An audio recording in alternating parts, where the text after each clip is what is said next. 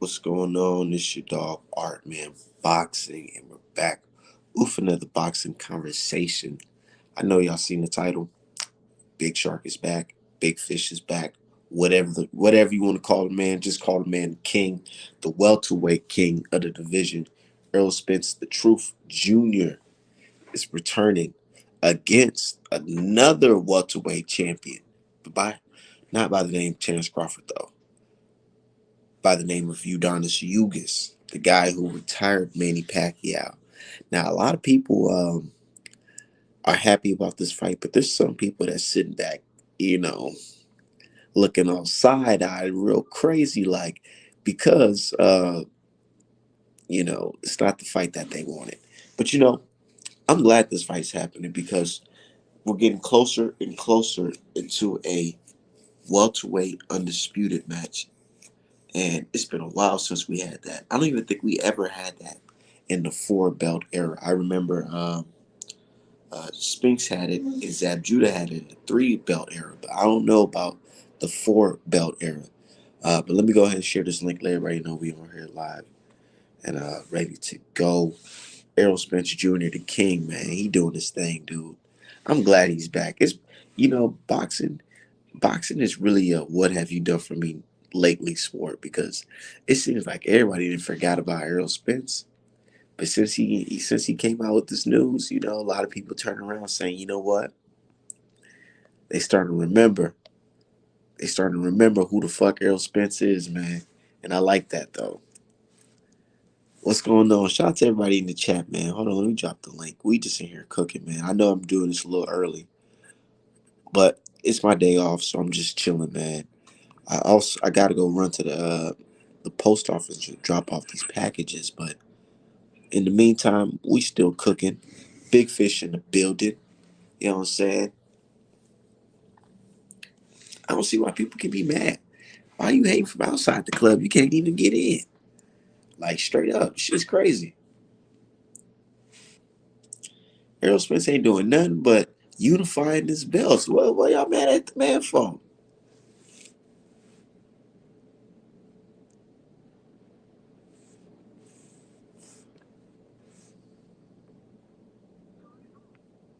Straight up. Hold on. Hold on. Hold on. But yeah, said Big Fish got one. Yeah, he gonna have three belts. And people are so confused, man. I had posted a post on Twitter. I said, man, if this was 2003 and if Spence beat Ugis, he'd have been undisputed. And people were scratching their head like, 2003, I don't get it. I don't get it. Yeah, they don't get it because these people claim they boxing fans, but don't understand that, in 2003, what, to 2003, 2007, you know, yeah, around that time, three belt era, man. Errol Spence could have been considered undisputed if he beat Ugis back in 2003. That's all I'm saying. But since we're 2021, going in 2022, we got to get four belts.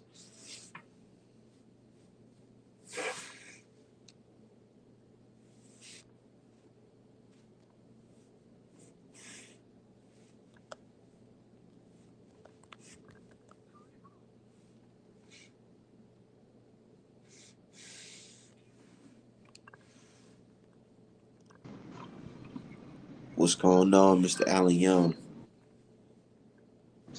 This morning. What's good? Shit, shit, I'm good. I'm good. Can you I'm hear over me? here. Yeah, I can hear you. Can you hear me? Yeah, I can hear you. Can you hear me? Yeah, I can hear you just fine. What's going on, Art? How you doing? Shit, I'm feeling good. It's a nice snowy day in Minnesota. Minnesota. Man, it's cold in Dallas today, man. It's like 38 degrees. It says cold in Dallas, but it ain't looking like this though. Hold on. Yeah, it ain't snowing though. That's how we looking out here. Real just know Man, like, and I'm about to go out there in a minute. But it's all good. What's up with you though, man? How you feeling about this Errol Spence versus Yugas news? man, it's great.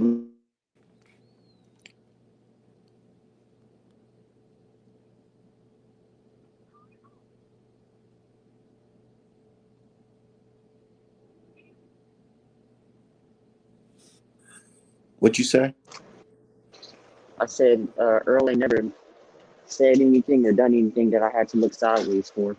You know, and just question him. And you know, his welterweight run is gonna,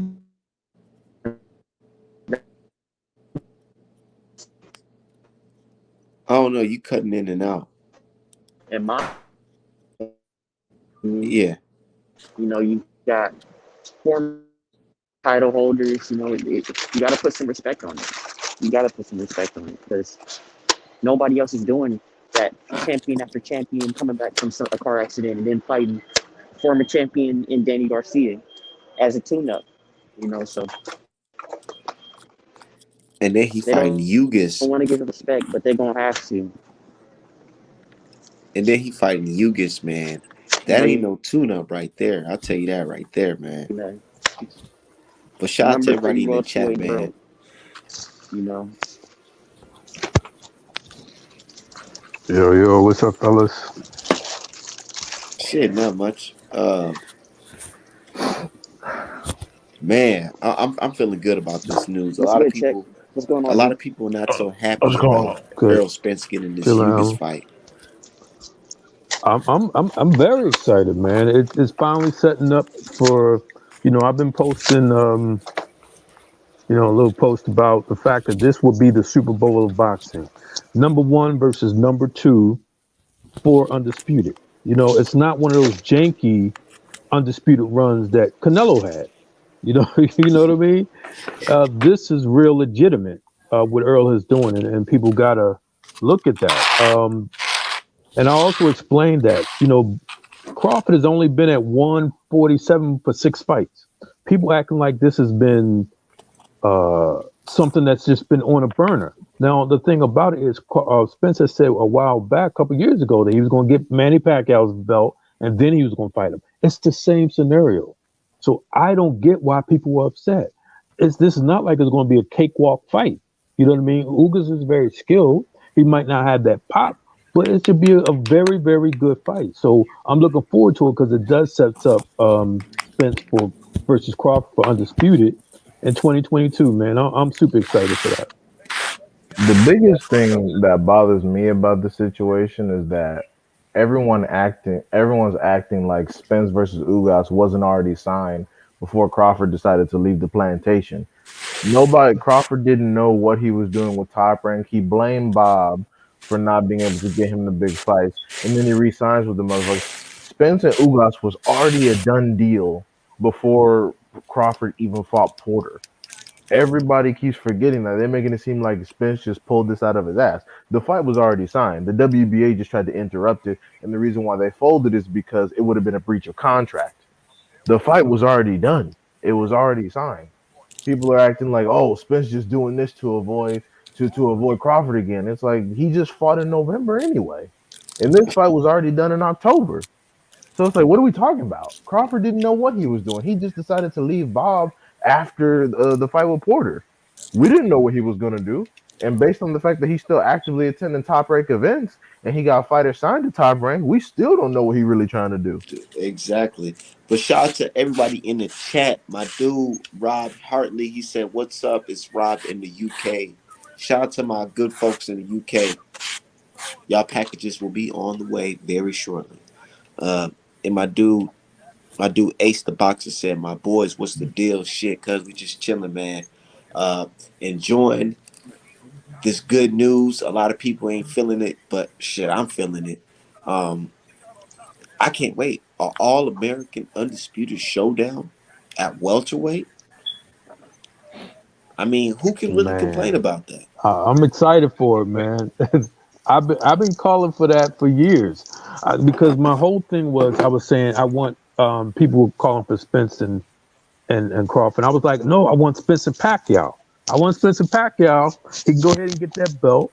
And then, you know what I mean? That's a legacy fight for him. And then that sets up the biggest fight in boxing, which will be, Spence versus Crawford for Undisputed. So you excited about it, Art, man. I'm excited. Of course, I'm D-Hive excited about are it. excited. But you know, Real boxing fans are excited.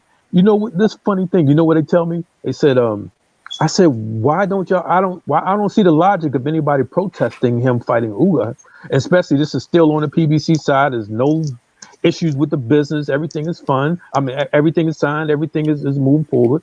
I said, what's the problem? They tell me it's not about the belts. They just want to see the best fight the best. I said, no, it is about the belts because y'all don't want Spence to have a 3-1 belt. Y'all don't want Spence to have a 3-1 belt advantage over Bud, and that's the problem. So you want him to go in, and I said, what type of that would be anticlimactic that he fight Bud now, and then the winner face Ugas for the for undisputed. That is so anticlimactic. So Yeah, could I add him?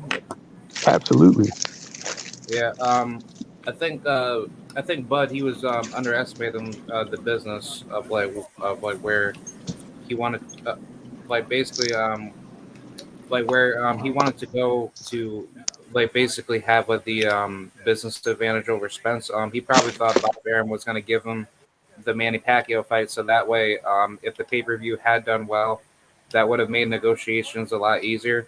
But I think that was like a really dumb move by Crawford because knowing that Bob Arum, he's not going to give you any promises that you wanted in the first place. Crawford basically shot himself in the foot, making Spence basically do all the heavy lifting, therefore giving him more of a economical advantage of having more leverage over Crawford.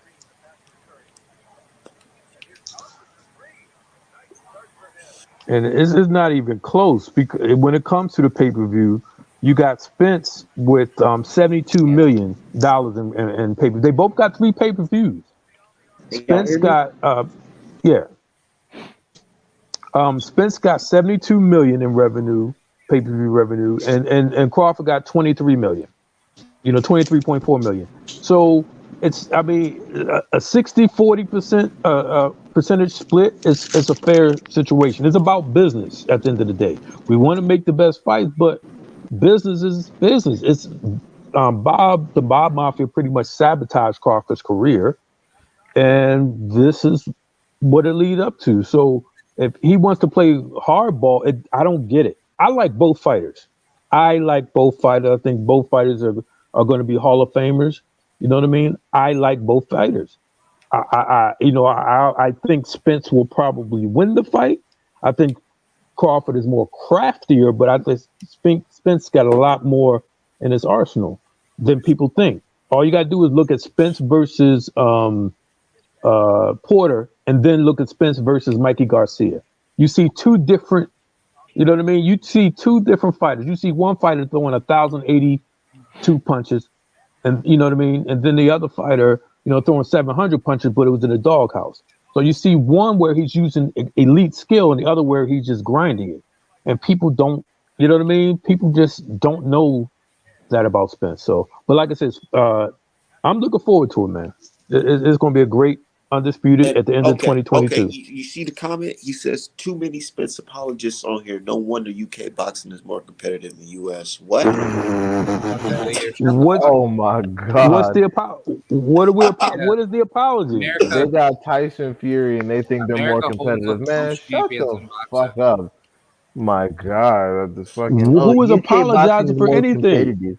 You You see what I'm talking about? America It's has the most boxing is champions in business. I boxing. know what you're talking about. UK boxing is more competitive because they're all around the same amateur skill level and there's no separation between any of them. They're all 50-50 fights because they all ain't shit. Yeah, because they're all low tier garbage level competition. Like they're Fight. all They're regional they're all fighters. D level except fucking Tyson Fury. And the And ones that some are of them on niggas top have to related. cheat their asses off. UK fighters are regional fighters. That's why they get their ass whipped. 95% of them get their ass whipped whenever they cross the pond. Yeah, It they is Fucking what it is. We garbage. don't pay Look, attention to them. it's not look. like So, it's not They like see what America happens. pays I pay a they lot of still in attention to the British fight. UK That's I still know why I in their know you that do. shit. I feels know you do, about but I they're don't. still in To their be honest feels with you. about Spence making Kell Brook take a knee like Colin Kaepernick. Yeah. Yeah, they call that the American knee. And then when I asked dude what knee did fucking Rocky Fielding, Luke Campbell, and Liam Smith take, he was like, oh well, he tried to make all these distinctions. Oh well, technically they're not this, they're not that. I'm like, man, shut the fuck Fuck up. up, Man, shut the okay. fuck Shut up. the Sit down. fuck Shut up, man. Just sit down and be the shit quiet up. somewhere. One Right. one or This one is or high elite skilled Yeah, natural British fighters are boxing so talk we're great, talking but right now. when they step it up, they get their asses whipped. Okay, if they were worth something, Canelo and a few other Mexicans wouldn't be able to run roughshod through your entire fucking country. thank you. One guy tore a hole through your entire fucking nation. Your quote unquote best all got slaughtered with damn near the same punch. So Shit, Ricky. please, Nah. fucking spare us. Shit, Ricky Hatton got his ass knocked the fuck out by Floyd Mayweather. Put Cruz, the one that fought Javante in one of the tournaments out there in UK. Oh my Oh god, yeah, dude. it Let's see wouldn't what even happens. it wouldn't even be He'll be the competitive. British champion, the Commonwealth champion. A Isaac Cruz would Mexican be. that don't speak English will be the I don't Commonwealth and speak British English. champion. I beat the shit out of Hilarious. everyone. Yeah, nah, Isaac Cruz that shit would wouldn't dog even be walk competitive. everyone in the UK. But Shout I out to don't. I'm still everybody in the trying to. chat, man. Crush the Legend, Tyro the Legend, Anthony What's going on, Prince. Crush? Hey, Shout what's out Hey, up, to you Chris? guys. Ace the I'm trying Boxing to. Fan, JRFRM919. Salute to you, man. We just in here I'm cooking, man. We up and early in the morning like we Stephen A. Smith talking boxing. You know what I'm saying? I'm still trying to figure out what did he mean by a Spence apologist. No one has to apologize for Spence. You Spence know is what it doing what is? Spence Oh, do. Spence When doesn't you need have apologists. a certain level of understanding with Never on needed. basic business and just basic math, they feel like you're you're just going for Spence for the wrong reasons. It's like, dude, it's not we're trying to apologize for Spence. It just makes sense. 60-40, who wouldn't want to take that? Shit, And I'll take now it. when he gets this third belt, dude, you better be happy this man even had the same offer. Shit. But then And, it's funny because Bud fans weren't saying anything when he talked about the IBF route, which is 65-35. They were mega quiet on that because they were trying to figure out what the fuck Bud was even talking about. And the thing is, it's like, bro, you're lucky, like you said, you lucky it's even that. Because personally, I think that after this Ugas situation, if he can get the strap up off Ugas, the shit should really be 70-30, dog. And it's funny because this man is calling people some apologies. I'm like, bro, we're pushing Spence toward all of the dangerous smoke. What the fuck has Crawford been doing aside from either fighting green beans or dudes fucking leftovers? Errol Like, Spence is literally about to fight the man that retired a 8 division legend and beat Crawford in the amateurs. and well, beat Crawford in the amateurs. See, my the only thing question is, about Oh, it you see is, now amateur talk, the, huh? the They thing don't like about it when you use is, that type of talk now. everybody is forgetting the fact that this will be the most historic undisputed ever. Why? Because it will be yes, Bud's second undisputed run, and it will be Spence's first.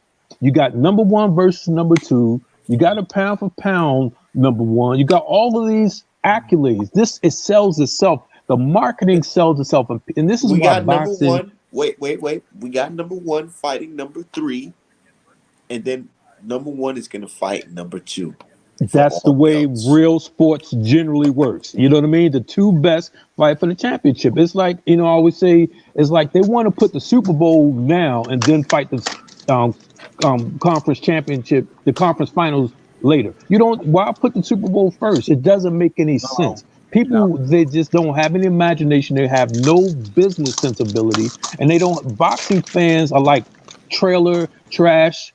It's just the trailer trash project mentality is just like, hey, like we just want it now. There's no rhyme or reason. Why wouldn't you want Spence versus Bud on the biggest stage they could possibly be and quadruple the value of that fight for an undisputed? That is legacy. And you know what they always say again? It's I don't care about the belt. Well, you cared about the belts enough to try to go for Spence's belt. And how about you know what I mean? It doesn't make any sense. It doesn't because I remember Bud was talking about fighting Ugas. He was saying, "Oh, I'll probably go for Ugas." He wanted to go for Pacquiao, which was a belt. Then he talked about he was going for Ugas, which was a belt. So now the Spence is choosing his own path. Like, when did Bud start, deciding what path Spence take? I don't get it. They're gonna meet for undisputed, and that's it. And you know the worst part about this situation is the worst part is that if Crawford fuck around and beat Errol Spence, Bud fans are gonna be in the same position that Fury fans are in. Y'all gonna have to thank Spence for doing all that work, serving everything up to where all Crawford gotta do is now really fight one dude. He did all that work at as a free 147, and agent. now Crawford got to come in and then get undisputed off top with one fucking fight after Spence done all that work. Y'all, if Crawford beats Spence, y'all really need to thank Spence for doing all of that. Yeah, because Errol Spence Like put so much fucking sacrifice for all those literally. battles. And then when y'all call him a one-eyed drunk, y'all do realize that that only makes him look more beast, right? He's doing all this shit with one eye while drinking. Like, come on, bro. Yeah, that's why that I love EJ because it's like everybody really thinks he's not disciplined, but it's like he's like the most quietest person ever that just shows you why people are like too afraid to like talk shit about him. The fact that he's whooping all this ass while being quote unquote undisciplined means that's scary. That Shit, is very what scary. happens if he focus one camp? Shit. Also, didn't you hear what Blu-ray said on 78's show yesterday, where he said like EJ he's actually more focused like when he actually does work harder in the gym, and I believe he said every time when EJ does go with Blu-ray, his whole like physique and his hard work determination is like 10 times higher compared to lots of the camps where he wasn't actually focused. And And Blu-ray said he not training him for Ugas, so I wonder what's going on there. wow, really? Yeah, he said that. He said that he's not training him for the Ugas camp. He training for the Pacquiao camp, but he's not gonna be with him for the Ugas camp. So I'm Who? curious. Blu-ray. Yeah, Blu-ray did tell Can me y'all hear me? he's gonna train EJ for Can the y'all hear Bud me? camp if that's gonna happen.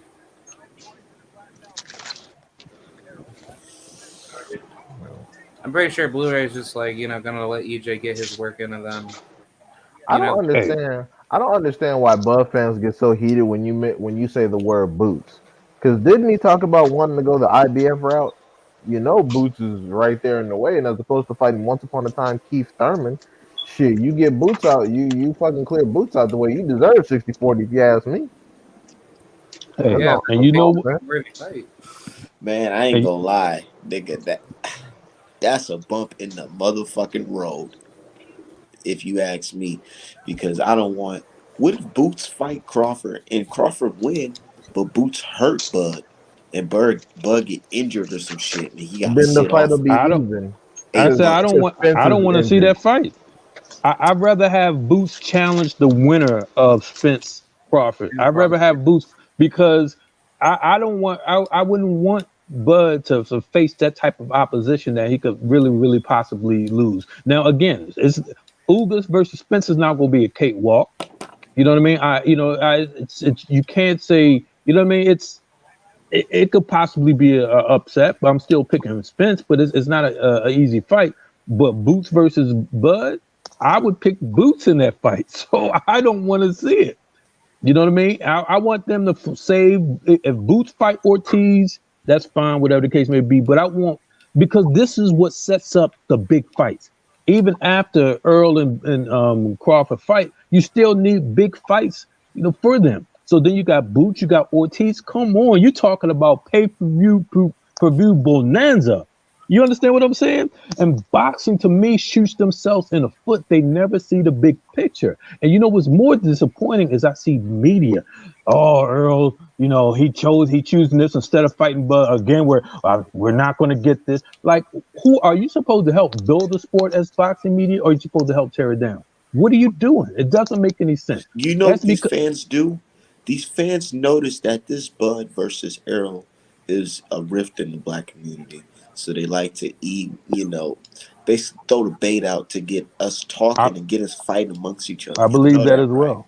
I also believe that because it doesn't make any sense to me. Why, if the fight is going to happen in 2022, why are you demanding that it happens now before Ugas? It doesn't. I don't see the logic It in makes it. no sense. These are the same people that saying Canelo needs a break, telling a man coming off a car accident and a motherfucking eye injury surgery to face the guy known as the toughest man in the world in boxing, or the most And, skilled in boxing. and keep in mind, Canelo ducked Andre for undisputed 160. So he ducks Andre for undisputed 160.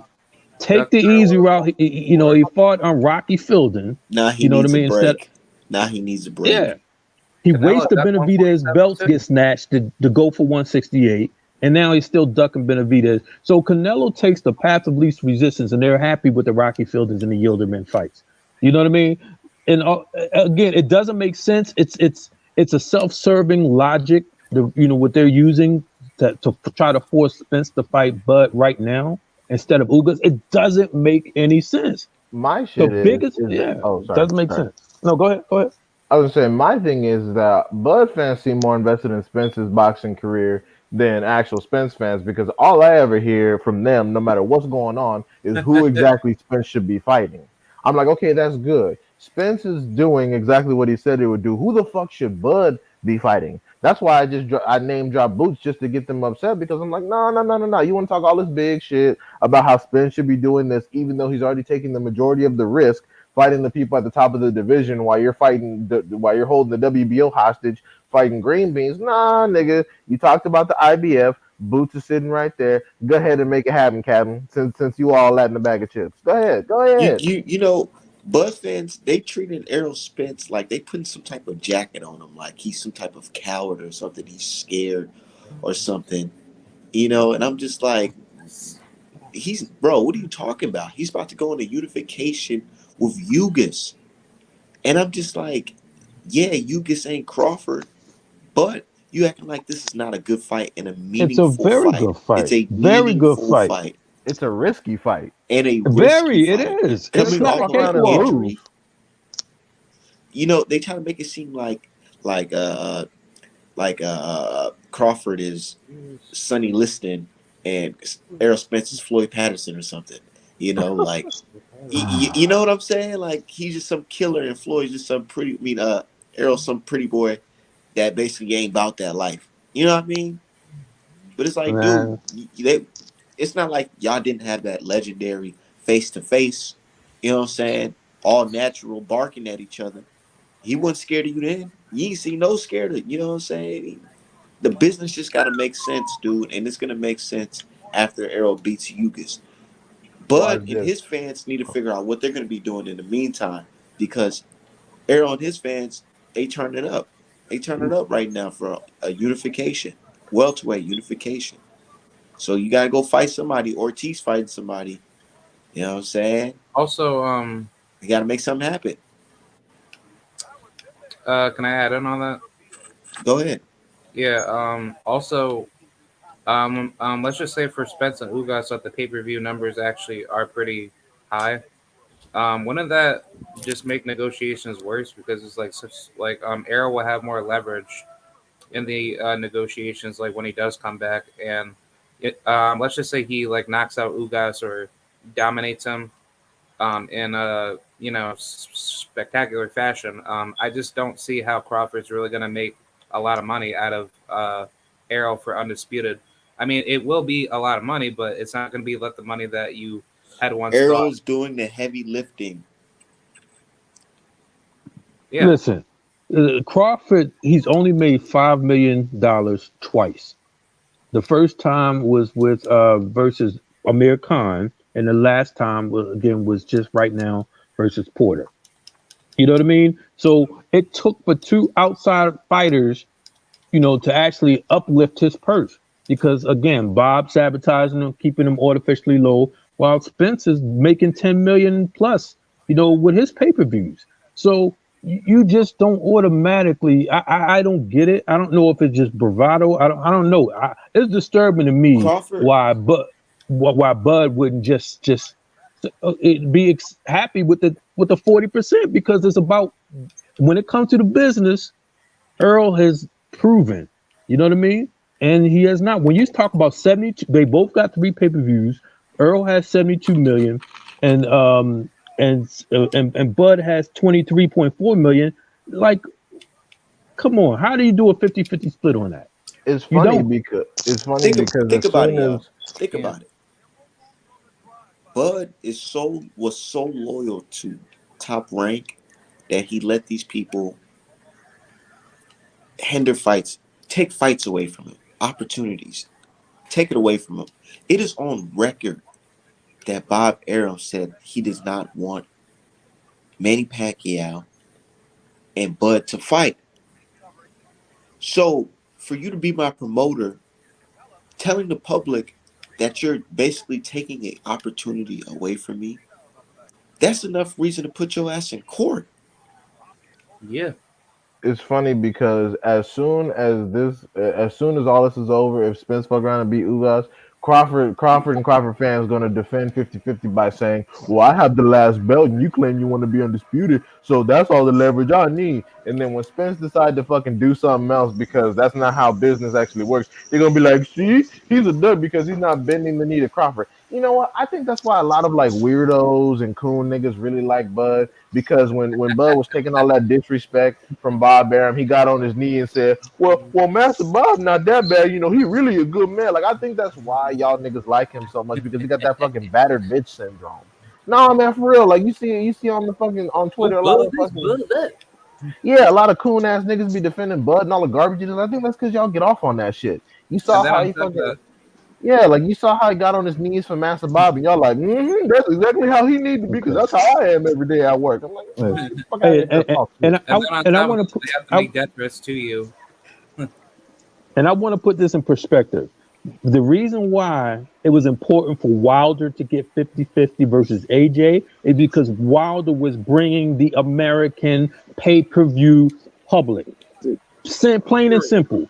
You know what I mean? So for AJ to come over here and offer Wilder a 15, just offer Wilder a 15 million flat rate and knowing that, he can get a million American pay-per-view, that's just illogical. You know what I mean? Keep your 1995 pay-per-view in England, do what you gotta do, but you're not gonna come over here, rape, rob, and pillage. You know what I mean? Wilder. And that's the reason why the difference is, with Spence and Bud, they're both Americans. So there's not that, you know what I mean? That does not come into play. Now, what comes into play is the raw numbers. You know what I mean? And the raw numbers just don't add up to a 50-50 split. And listen, I like both fighters, but we're talking business. And you don't negotiate a 50-50 when you bring in 72 million to the plate versus someone who's bringing 35. I mean, 23.4 million. It doesn't make any sense. So if the fight does not happen after Spence Fugazi, if Spence offered him, the 40%, and it doesn't happen, y'all got to blame Bud, and then you got to say, well, he's got a long list of mess ups of business and management, f ups, when it comes to that. Because if you're going to turn down 40% of the biggest fight in boxing for undisputed, I don't know what to say. I can't tell you. And if I was Earl and if he demanded more, I'm like, okay, well, let me fight somebody else then. Let me fight somebody else then. See, my You only think Earl? question. Okay, Oh, okay. Stylistically, do y'all think Earl versus Bud would be better at 154? no. I don't think that weight class is a determining factor if we account for styles. I mean, the only real difference is going to be the strength factor and how both of them handle the strength and speed factors based on how both of them handle the weight moving up, if that's the case. Because Bud, and then actually because Bud is coming up from a smaller weight, I think he'd be at the he'd probably be at a disadvantage. He'd probably slow up some. So, but stylistically speaking, I don't think that weight is going to matter. I think the styles are going to play out how they would play out at any weight. Yeah, but if you look at, I don't know how you guys scored it, but I actually had, I had Porter actually ahead by a round by the time of the stoppage. You know what I Hell mean? yeah. So I had Porter ahead by one round, but the thing, and I'm pointing out this, you know, they fought two different styles. You know, Earl fought through over 700 punches, landed over 200. You know what I mean? Bud threw 300 punches and landed 90 punches. You know what I mean? It was a completely different fight, completely different style. Now, could Bud? Now we thought we was going to get that aggressive Porter versus Bud. We didn't. You know why I think so? I think because I think Earl Spence beat it out of him. That's my honest to God. That's my opinion. I think what Spence did to Porter just took the life out of him, and he just wasn't mentally there. And he said he wasn't mentally there, you know, in training camp. You know what I mean? And he just and his father's the reason why his father Man, pulled the I'm plug gonna on him. keep it 100. I like all that, but I'm telling you, Porter was in there to beat Bud, but when Bud hit him with that body shot in his midsection, Yeah.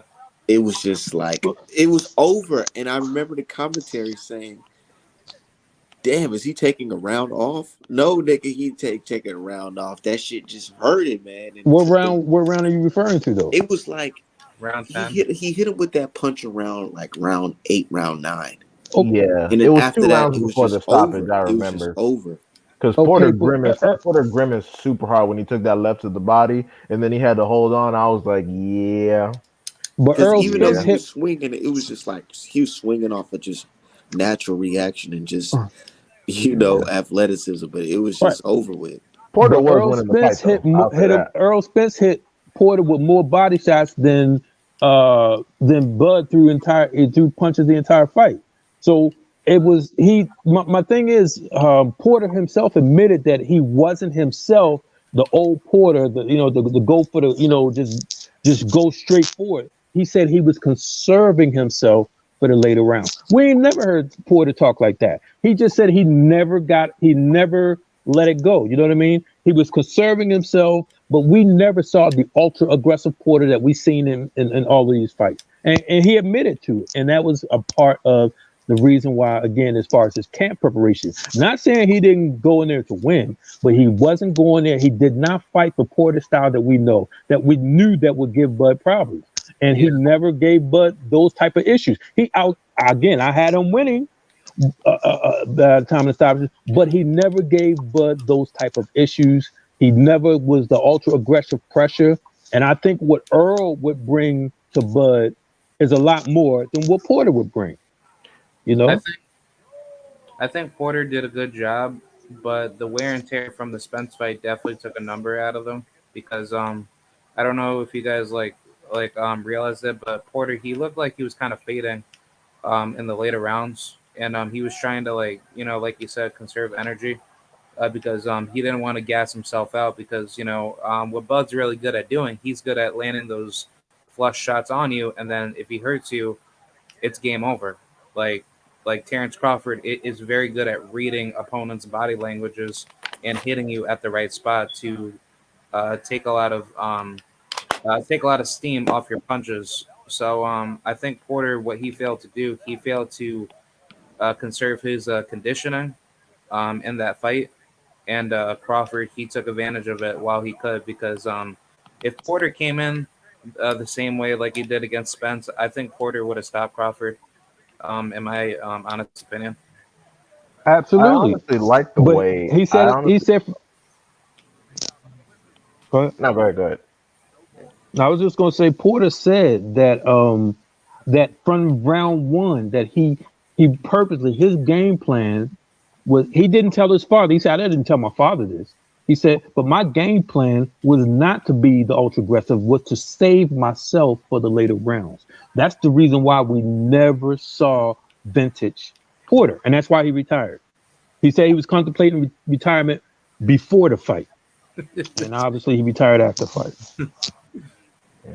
To be honest, I actually really liked the way Sean Porter fought Bud, and I think if he had done that with a few other people, especially like someone like Kell Brook, he probably would have been Would have able. won that fight. Yeah, Yeah. he Exactly, would I have was won gonna say he probably would have been able to stop that. Kell Brook I don't Yeah, because, even to want be him to honest, the retire because I way feel like that Sean Porter can beat the fucking Connor Ben that just fought Chris Algieri. 100%. a And I was hundred gonna say percent. because usually what Sean Porter does is he over pressures when he's dealing with someone that he feels like he can't handle their power or he feels like he won't be able to handle handle their jab or anything. What he does is he just applies ultimate pressure and smothers his work. He did it with Errol Spence. He did it with Danny Garcia. He did it with Ugas, and it happened to work because he got it within Ugas's reach, and Ugas was hitting a lot behind the head and had a lot of low blows. But with Terrence Crawford, he was able to stop short, land clean and effective punches, rush in for the clinching, and body work on the inside.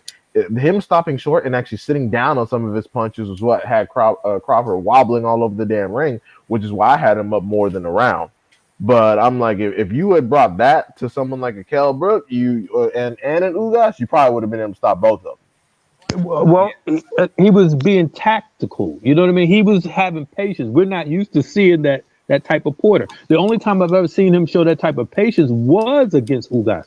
And to be honest with you guys, I thought Ugas actually won that fight. I thought Ugas was robbed. But it was like he was kind of weary of Ugas. And so he didn't give that gusto. If the Sean Porter that fought Errol Spence, that style, he would have overwhelmed Bud. And that's what I was looking for. He didn't come that. So he still was winning the fight, but it was the wrong style to me to beat that Bud, because when you're being that patient, then you're giving Bud the opportunity to look, because they only landed 93 punches each. You know what I mean? I think, they didn't land 100 punches on each other. So it wasn't like it wasn't a doghouse fight at all. It was very tactical. But like I said, he brought that pressure, that football style, that thuggish, ruggish, that's dirty, just Sean Porter style. I think he would have at least, it would have been rough for Bud. And Earl, man, go ahead. You guys go ahead. Man, I want to see what Errol's going to look like in this fight in 2022. What if he stops Ugas? Lord have mercy. Man, if he stopped Ugas, oh shit. Well, Pacquiao had Ugas wobbled several times, and his face actually showed it. I mean, I know, Pacquiao lost. There was no debate about that. But I believe Earl could do it. I believe Earl could stop him. But Ugas is more craftier. Ugas to me reminds me of a bigger Bud. You know what I mean? The style of fighting that he possesses. He's very skillful. He's going to use that jab. He knows how to slip and move.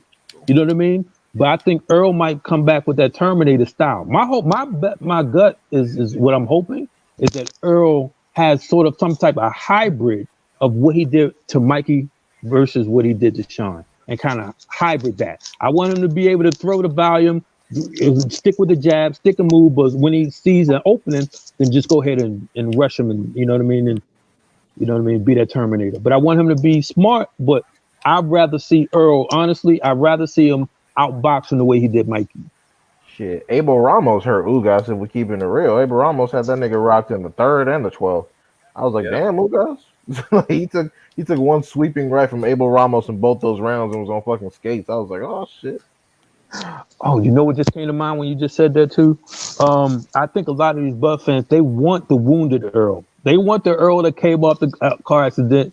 They want the Earl who came off the eye surgery. They want the inactive Earl because they think, I don't know, this is going to be a easier win for Bud. Man, these fans, I'm disappointed. I'm disappointed in boxing fans, man. They just set the bar so low. You know what I mean? They don't want to see, they don't want to see the greatness of the event. You know what I mean? If Bud and Earl fought now, it would be a great fight. But if Bud and Earl fought for Undisputed, which is the plan, the next fight in later 22, that is legendary. Now we're getting into Thomas Hearns and Sugar Ray Leonard mode. Now we're talking about the great fights and the stages that put that. Let me tell you something. The marketing campaign behind that, it will be global, worldwide. Boxing finally gets to take headlines from all these other major sports. Boxing finally gets to be on that front page, and people don't see that event. That's how you draw the casuals in. You know what I mean? When I was growing up, Mike Tyson and all of that stuff, the fight parties and all of that stuff, it was because Mike became an event. Whatever he did became an event, and we haven't really had that stuff. You know what I mean? This is the opportunity for boxing to have a honest, a true, noteworthy global event. What Wilder and Joshua was supposed to be.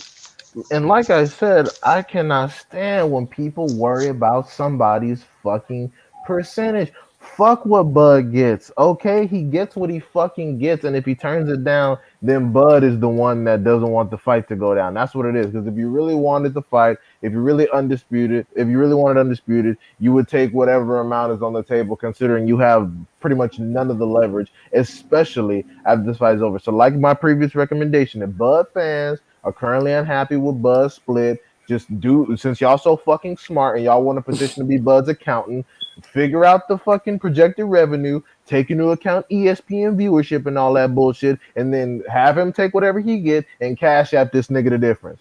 Okay, go to ask Bernie and Bomac for their fucking cash app or whatever, because I know them goofy niggas will give it to you, and cash app this nigga the cash app the nigga the difference.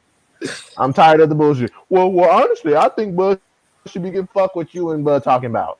He gets what he fucking get, and if he don't want to take it, then that we got our answer then. Also, can't Terrence Crawford just have his own promotional business and he could just make more money off the back end? So it's like, Yeah, but he's trying to come off strong for his fans. Like, no, shit, I'm Bud. I'm getting 50-50 or 60-40 my way. There's no fight. Nigga, shut up. Nobody fucking eh, cares. You're like that kid at the movies that everybody tells to sit down somewhere while we trying to watch. Like, bro, like Spence oh, called you. Crawford. And that's the way it is. Spence called you, not vice versa. Talking about my legacy is already solidified. Well, then retire then, goofy nigga. Yeah, Terrence I'm so Crawford, he's tired of been this pissing shit, me man. off with all that bullshit, man. Yeah, dude, it's just so much fucking cap. And then you got dudes fucking kissing his asshole every day, talking about, yeah, that assassin from Nebraska. Nigga, no assassins come from Nebraska, bro. Just stop. The hardest thing to come out of Nebraska is some fucking some rotten corn and Warren Buffett, bro. That's it. Terrence Crawford is Peyton Manning 2.0. My God, man, I'm so tired of these people defending everything he does, kissing his ass. Like this man has been openly acting like a goddamn moron for the better part of how many years. And also, where were these same people at when Terrence Crawford was a free agent in 2018 and he was calling out Keith fucking Thurman? Where the fuck were all these Bud fans? They weren't saying, "Oh, so you need to get on Arrow ass." No, they sat there, they shut their fucking mouths, they let Bud embarrass himself, and then re-sign with Massa, the same nigga he said couldn't get him no fights. But all of a sudden, Spence been ducking the whole time. Man, shut the fuck up. See, my only question is like, why didn't Crawford just push for the WBA route? Just to become Keith's mandatory, or at least fight for like a regular belt and then just petition. Bomac told you. Bomac told you. He said we Yeah, could yeah, hold yeah. the I we, know we could hold the WBO out, get some easy ass bread for these easy ass marks, and then chill and then see what's cracking later. We could run our fucking mouths while Spence is doing all the hard work, and then we can say Spence ducking by not fighting us, even though it's allegedly Massa Bob's fault. And Bud keeps saying he publicly don't want the fucking fight. that. Nothing has changed. I'm tired of all this fucking cap, bro. I'm like, y'all riding Crawford Dick so hard. Why don't you ride him into the fight? How about that? Just say, look, Crawford, look, listen, baby. Here's what you gotta do, man. You just gotta accept what he give you, whip his ass, and then you can run welterweight and light middleweight. That's what you should be doing. But instead, you like, hell nah, boo. You stand up for your rights. You tell that big old bad man to break you off what you deserve. And man, this is just garbage, bro. I mean, look, the minute that I heard Crawford saying that he's gonna move up to 154 and face Jermell Charlo, I'm just like, dude, you're gonna get your ass whipped. But on top of that, what makes you think you could go up to 154 and fuck with Charlo, but you're not gonna have balls to fuck with Spence? But the thing about it is though, Croc, is that if Spence went and did the same thing because Crawford was being a moron, they would say Spence ducked. They would say Spence is ducking by going for double undisputed, or by going up there and fighting fucking Charlo for undisputed at 154. They would call it a duck. But if Crawford do it, oh, that's legacy. That's different. Spence said he ain't want the fight. No, Spence laid out the terms, and Crawford kept bitching about money. He want to do the lamb share of the work, but get the lion's share of the booty. That's not how it works. That's No. not how it fucking operates. Because I guarantee, if Bud had 3 belts to Spence's one, the whole thing would be reversed. Nah, Bud deserves fucking 90-10. Some dumb shit like that. Oh man, it's just a bunch of fucking cap, bro. Like this, I can't. I just do like I cannot stand. Like I expect women to not take responsibility for shit, but when men don't have accountability, it's like, oh my god, it's a different level of bitch. Yeah. Like this idiot has said multiple times, I do not want the fight. The fight is behind me. Now all of a sudden you making Instagram lives at a fucking beach talking about where the big fish at, and you know he in Texas? Yeah, nigga, that fight behind me, cuz. Oh, Really? really? Every fucking week, I want the fight, but Spencer's ducking. I ain't thinking about the fight no more. The fight's behind me. Oh, 60-40 my way, or there is no fight. I'm not even thinking about the fight no more. Shut your bipolar ass up, nigga. Nobody trying to hear that shit.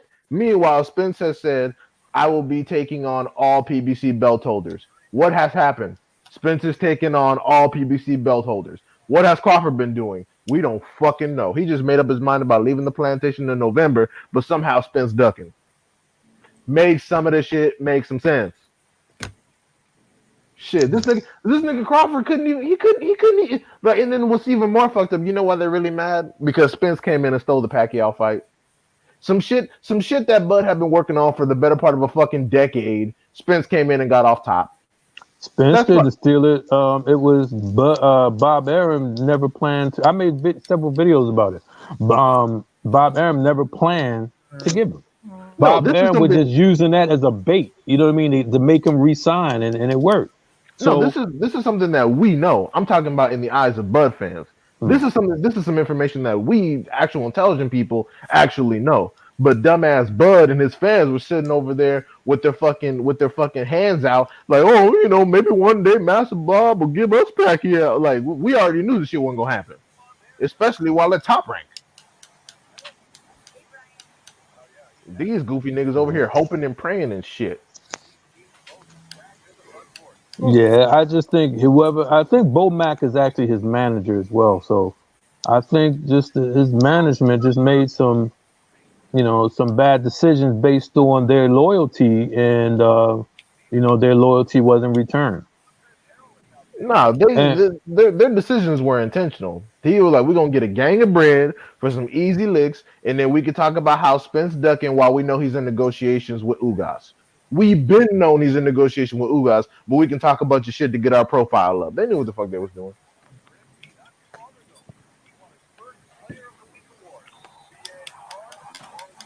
I just can't wait for Spence to beat the crap out of Ugas.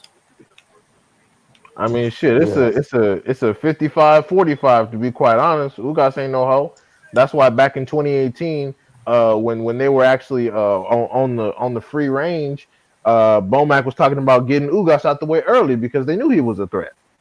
I yeah, just I don't heard that. understand why didn't Crawford just go after him as soon as he beat Jeff Horn, or just go for the WBA? It's like it made no sense just to hold And it that out. still don't. But don't ask Bud fans anything. They'll be like, well, Crawford. I cannot believe I saw a nigga on Twitter literally like Crawford has been defending the WBA. I'm like, Who cares about the nigga. WBO? It's funny. But the thing is, it's funny. It's funny because they'll say that about Crawford, but won't say that about people like Charlo.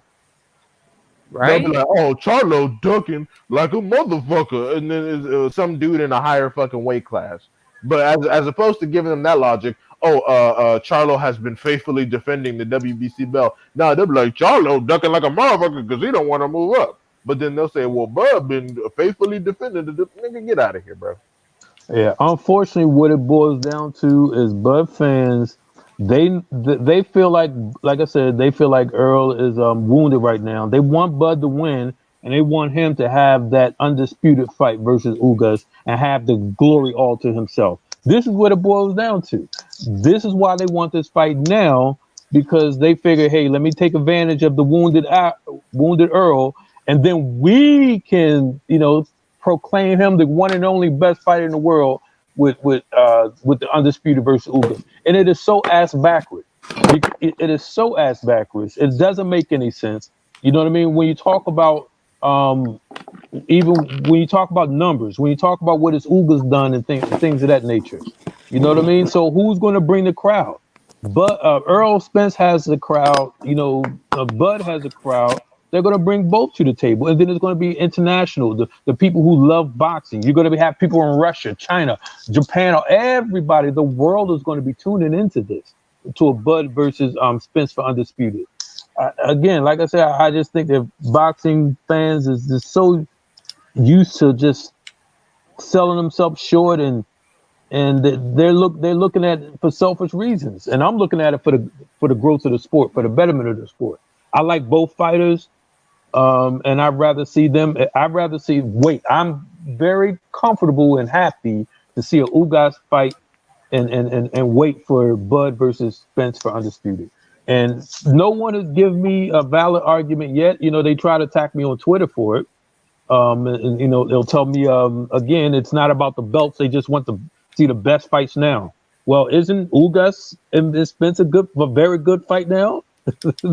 Anyway, And you know what's gonna be Which, funny as hell? If Spence looks any kind of good against Ugas, like if he doesn't struggle at all, if he either 12 and O's him or 10 and 2's him, or he even stops him, they're gonna be like, whoa, whoa, whoa. As opposed to pushing Bud to go right into negotiations with Spence immediately, they're gonna be like, well, shit, since technically Spence got a tune up, I think Bud should get a tune up too. So let Bud fight someone else one time, and then maybe we could go to. That's exactly what they're gonna do. yeah, they're gonna push the Keith Thurman. Yeah, exactly. And it's funny because they're gonna do it rather Keith fucking wins or loses too. They're not gonna fuck around and go and then fight Barrios. Rather Keith wins or loses, they're gonna be like, well, since Spence got to do all that, even though it's for a fucking title unification to make the fight bigger, and it was already signed, they're gonna be like, well, shit, since Spence did all that, Bud deserved to get a tune-up too, so Spence should handle his mandatory. And while Bud doing that, Spence should handle Stanionis or Boots or some shit. It's gonna be and some dumb shit like that. they're not even looking at the business aspect of it. You know what I mean? Al Heyman is probably laughing his ass off. He probably said, "Oh, so y'all want me to go ahead and give him this fight now, right?" Like he got two PBC fighters, totally in her, don't have to deal with no type of co-promotion, none of that. You know what I mean? Getting percentages from both fighters. You know what I mean? Is the best possible scenario. 3 fights and 3 belts up, just like he was doing with Jamel Charlo. You know what I mean? In 154. You know what I mean? And the best are fighting the best. And so he really want to go ahead and give Bud that leverage so Bud can have it doesn't make any sense.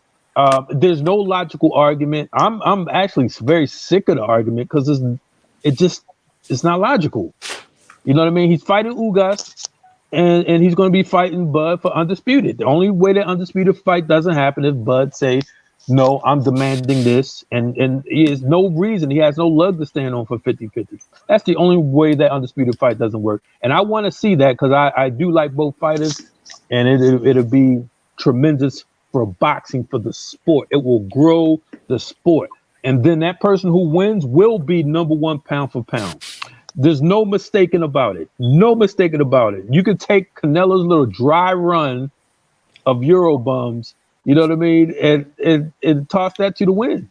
Because this route to Undisputed that Earl is taking is incredible because he is truly fighting the best of his division and not ducking them. So Yeah, and then it's funny Right. in the Midwest also made the argument that that Crawford, the reason why he could demand a higher percentage is that he brings he brings ESPN and Top Rank. Well, surprise, he's promotionally homeless, so that shit don't matter no more. So he better fucking get what he get. Yeah. and you know what? If he try to bring in ESPN again and sign a 1 fight deal, and he try to, so then he's going to be split into promotion. I guarantee you he won't be getting as much money because I think Al Heyman will look at that as a slight in the first place. Like, I don't like this dude. You know what I mean? He cost us, money and XYZ, and you really going. This is almost like what Fury did.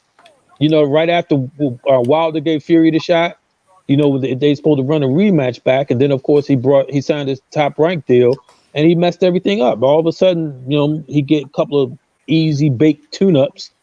You know what I mean? And then, of course, made that a cross promotion and everything else. So, If Bud I, re-signed with Top Rank for any fucking reason, even if it is a one Yeah, that fight was deal, I'm no longer gonna give a fuck about the fight. I'm gonna say Spence, fuck this shit, fuck it. I'm gonna say, look, get Ugas or whatever out the way. Actually, wait, fuck. I was gonna just say, move up but one. Or, well, no, I was gonna say because the WBO, the W can he challenge via any other belts? Can he do the same thing with the WBA to challenge Charlo at 154? yeah, Okay, yeah, I was gonna say if any of the other sanctioning bodies outside of the WBO, if you can go up and challenge Charlo directly for 154 undisputed, do that shit instead because Bud's bullshitting. I don't even give a fuck. Like if Bud goes back there for any reason and uses them as and then it backfires and then he uses them as an excuse why they can't fight why the fight can't happen anymore. Fuck it, I'm good. I don't even care about Bud. Fucking retire. I'm straight. EJ, go up top, and then do what you was gonna do. Run rush shot through all them goofy niggas up there, and then finish off strong. Because I don't give a fuck no more. Because it's clear who wants to fight and who fucking doesn't. This shit is very simple. All Crawford got to do is say yes when asked. When he brings you a piece of paper with some numbers on it, sign that motherfucker at the bottom and prepare for camp. It's that simple. Everything else is some bullshit. yeah. Everything else is bullshit. Terrence Crawford could easily just fucking take the 60-40 or take whatever, and then if he beats EJ, you could just flip that negotiation in your favor, and then you'll make 10 times more money leading up to the rest of your career. How difficult is that? It's not. That's what I'm saying. It's very simple. And if Crawford do anything else or fuck this up, like for example, after the Ugas fight, if Spence come out on top, I know he's gonna be crying about how he needed tune up. Whatever, fine. You got one more fight, nigga. You got one more fucking fight. And then after that, your dumbass better enter negotiations off top and then take whatever you are given. Anything outside of that is bullshit. If it don't happen because of that, I'm straight on Bud. EJ, go up to 154 and one rough shot over these niggas and have Terrence Crawford try to deal with everybody down here. Because I know as long as Boots is down here, then undisputed is going to be a tough task, especially if Boots fuck around and get one of the Bacons first. So go ahead. I'm straight because I'm tired of the bullshit. This shit is real simple. You got a bunch of niggas that are trying to look out for Terrence Crawford's fucking self esteem. Like nobody gives a shit, bro. You're the B side. You are the fucking B side. Embrace it, whoop ass, and then become the A side. That's how boxing works. Jaron Ennis will be the dark horse out of 147. Mark my words. Shit, that's why motherfuckers don't want people to fight him because he might fuck around and be the favorite. He has the potential to whoop anybody's ass, and that includes Terrence Crawford. Am I saying that he does it? No. Am I saying that it's possible? Absolutely. And I Yeah, think everybody knows that at this point. Shit, even Boots think he beats Crawford. I mean, he's supposed to, but even Boots was critiquing Crawford. He was like, "Yeah, Crawford fucking he does orthodox for the first round just to fuck around, and then he goes southpaw. I can legitimately fight both ways for the entire fight if I wanted to. That's the difference between us." And I'm like, "Oh shit, he talking that shit." also Jaron Ennis, he's a natural switch hitter, so it's like, like to me, like based off of how I'm observing him, he actually moves as he's punching you, and it's actually very intelligent because it's like if you don't want to be fighting orthodox one round, you could just basically switch it up and then trick your opponent, and then it's almost like as if you're like multi versatile by giving like many different unknown punches to your opponent, which makes you more difficult as a I guess like a like how should I say it? Basically, Jaron Ennis gives you the toughest difficulties when he's switching from either stance. So, it's very hard to tell which way he's going to come at you. Yeah, absolutely. And like I said, if Bud do anything else, if Bud do anything else outside of fighting one more person because he's crying his ass off about needing a tune up as well or some shit like that, if he do anything else besides that, I'm fucking done. I don't give a fuck about the fight. EJ, go on about your business because this motherfucker clearly don't want it. How in that? Like it just doesn't. Like again, you're negotiating off of your fucking ego. Your own promoter said you ain't worth shit. So what the fuck is we supposed to think? Now, do you want to make the argument that Bob was intentionally challenging Terrence Crawford because Bob is a racist piece of shit? Sure, you could do that. But the fact of the matter is that EJ's numbers speak for themselves in both pay per view and gate and all that shit. You want to talk about ESPN viewership? Yeah, when Top Rank was homeless, they needed to partner themselves with major media to fucking survive. Okay, so you want to talk about that shit? Sure, but the numbers are the numbers, and EJ is the higher revenue producer. It's not EJ's fault that he signed with the promoter that has a working model to generate revenue. So I'm tired of the bullshit. You want to talk about Terrence Crawford? You want to convince somebody? Bud fans work harder talking to EJ than they do Bud. They trying to convince EJ how to walk and how to operate business. No, teach the dumb niggas. Teach the corn huskers how to operate and do business because they clearly suck at it because all they do is bitch about Massa Bob. It's Massive clear Bob, he yeah. doesn't know business. It's clear. Hey, they So get talk pissed. to. Oh, go ahead. Go ahead. No, no, no. I was gonna say, Bud Dick Riders get pissed at you every time when you grab backs at them, and it's like, if you piss them off quick enough, they end up starting to send death threats to you. Yeah, it's craziness. And if you niggas wanna Go ahead. scrap over fucking Bud, again, Bud doesn't give a fuck about you. None of the channels that y'all actually pay attention to, Bud goes on. Bud does not talk to you. Bud wouldn't even like most of you motherfuckers in real life. So it's just like, dude, fight over somebody else, bro. Fight over somebody fucking else. It doesn't matter if this pussy ass nigga doesn't take what's offered to him, then we know what it is. You like I said, the only argument y'all had was ESPN's backing. That shit's gone. Aside from whatever promotion he's got under his own self with Keyshawn and them, he's promotionally homeless. He needs to take what he is given. They're making the shit seem like rocket science. And I'm not comparing the two, but after Canelo was done with his dazzle flops, he took his ass on down to LA and made a PBC one fight deal. It wasn't rocket science, bro. And then y'all want to, and then Bud fans keep saying, "Well, Spence is the A side. Spence has us in the contract." Okay, well, don't be a bitch when Spence asked for A side privileges. How you gonna say a nigga the A side, but then demand 50-50? The fuck is that? Use your fucking brain. Oh, he the A side until he demand A side privileges. Nigga, shut up with that dumb shit. Y'all sound like Bernie and them.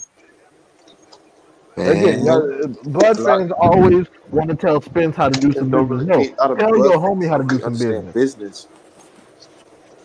They don't really understand business or just basic math, dude. It's like, No, they but don't understand but business. but they'll see because eventually the fight They will don't happen. understand business. That's the reason why there's business owners and there's workers because some people just don't have the vision. You know what I mean? If you don't have the vision, then don't. I just don't see it. I'm looking at this Super Bowl of boxing, Spence versus Bud, late 2022. The whole world watching on every network, every sports channel. Everybody's talking about this. This is how you grow boxing. You will have MMA fans cross over to watch this, but boxing wants to shoot themselves in the foot. The fight is just not as big as it will be for Undisputed if they fought right now. It will Can y'all be, hear me? like I said, anticlimactic if you know what I mean. If they whoever won the now and then whoever they had to fight Ugas next, that's anticlimactic. It'll be a huge drop off. Hey, can y'all hear me? Wait, what? Can y'all hear me? Yeah, we Yeah, hear you. we Okay, Okay, okay, cool. I've been trying to get in for like 10 fucking minutes, man. But yeah, what's going on, fellas? I agree. And y'all been cooking. Y'all know how I rock. I rock with EJ, but if EJ was the one in Bud's position, I would tell EJ, man, take that 40% and go whoop that nigga's ass. Simple as that. You know, it's no simple. doubt. It's and they always say, well, why do you guys care about the splits? Why do you guys care about that? Because this thing is holding up the fight. And two, if y'all didn't care about the splits as well, then just tell Bud to take the 40% and beat EJ's ass if you can do that. You know, and you're right, Jack. This fight's gonna be way bigger. Cause I know D, I heard you say that he wasn't training for Ugas, but I heard on 7/8 channel Blu-ray said that he's gonna try to get in contact with EJ to see if that's the direction they're going. Now I don't know if he didn't go in that direction, but that's what I heard from Blu-ray on 7/8 channel. So imagine if he knocks out Ugas in spectacular fashion. That makes the fight even bigger, and then he'll call out Bud on the platform. Like, Bud, you got to what you gonna do now, nigga? You got to take that percentage. And if he don't change this 40% and Bud don't take it, I'm gonna cook his ass. Cause he has every right to just sun your ass, nigga. Like, cause you ain't doing big numbers. You're not doing the business that he's doing. You ain't putting in that work either. Like, if he really wanted this fight as bad as he did, he could have pushed for Ugas, who was a belt holder at the time. He could have pushed for any of these fighters so he could raise his profile. But he decided to use the excuse that Top Rank did this and Top Rank did that. Well, you resigned with them, so and that ends Man, that argument there. Like, how do you resign with somebody that's directly shitting on you, disrespecting you as a man? Like, this man is look, disrespecting you. That's why they like Bob, him. He like, oh, the Master. Bob, He bent the knee to Master Bob. the Bob Mafia put Loma above him. They put um, Fury above him. They even put Valdez above him as far as marketing, and they put what's the Japanese guy Anyway, Anyway, and they put Inoue above him. So it's like every time someone comes in, they go above him. He and it's never got that shine, and all of a sudden, I don't get it. You were put in that position by your promoter. Earl is put in his position by, PBC and Al Heyman, and those giving him the opportunity to shine. You know what I mean? So so Bud got it's business, brother. Like you said, Alan, you understand people. If you thinking with the logical business perspective, you understand that he has uh just no leverage when it comes to asking for a 50-50. and the crazy part about it is, check, is that Bud's. I know Bud for a fact sells more than all those guys that you mentioned, but that's who Hmm. Bob chose to promote. And no disrespect to Bud, but like Bud, you're a good fighter. You're a great fighter. You know, Absolutely. if he wasn't promoted right, that's on Bob. That's on him because he chose to resign. That's not on EJ. EJ's been building his profile. He told you the plan. He's been following the plan. He ain't moved from that plan. Everything is falling into place for y'all two to meet up. Get So all it's the PBC belts and then fight him. What is the problem? What is and the honestly, problem? Jay, I don't think these so-called Buff fans think you can beat EJ. But if it really did, then they tell him to take the 40%. It's always a stipulation excuse to why the fight didn't happen or a fight isn't happening, and EJ's to blame. It's like Bud is a fucking a sped kid, and he can't do no wrong, or he can't do this by himself, or oh Bud can't do this and Bud can't do that. Is he a grown fucking man or is he a fucking child? Hmm. right. Uh, I'm just disappointed in boxing fans. I'm disappointed in boxing media. I'm disappointed because their whole thing is still about Al Heyman, believe it or not. It's Oh still yeah, about not allowing his fighter to get top billing. Period. And I think who said that? Artman, did you put that out? One of y'all put that out. That said that, or maybe it was Jihad, that said that the media is just throwing these seeds out there to cause the division amongst these fans because this is a no-brainer. Like I said, it's just the mentality for boxing fans is like it's just like I said, is someone's living in a trailer park and just have no, you know what I mean? They just have, it's like they're not even looking at the chessboard. They're not looking at the bigger picture. They're not looking at growing the sport. Like I said, someone told me, like, I don't care about a couple of everybody who said this to me, like, I don't care about the belts. I just want the best to fight the best. Well, if you don't want to care about, I've played sports all my life. You know what I mean? So me playing sports, all I wanted to do, I wanted those trophies. You know what I mean? I remember when I played Little League football, when I first started getting into football, if I didn't get into the game, let me tell you something. I slid on the ground, make sure I got some grass stains on my football pads. You know what I'm saying? I'm going because I'm a competitor. I'm going to get something out of this.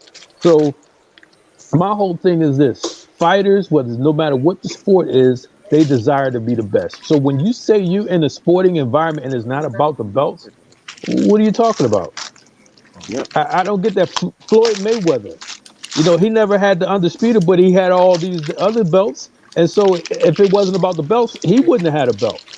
belts, when you have a belt, it's going to drive up your marketing. Is it's going to drive up your pay. It's going to drive up everything. It's what it is. It's about being the best on some king of the hill shit.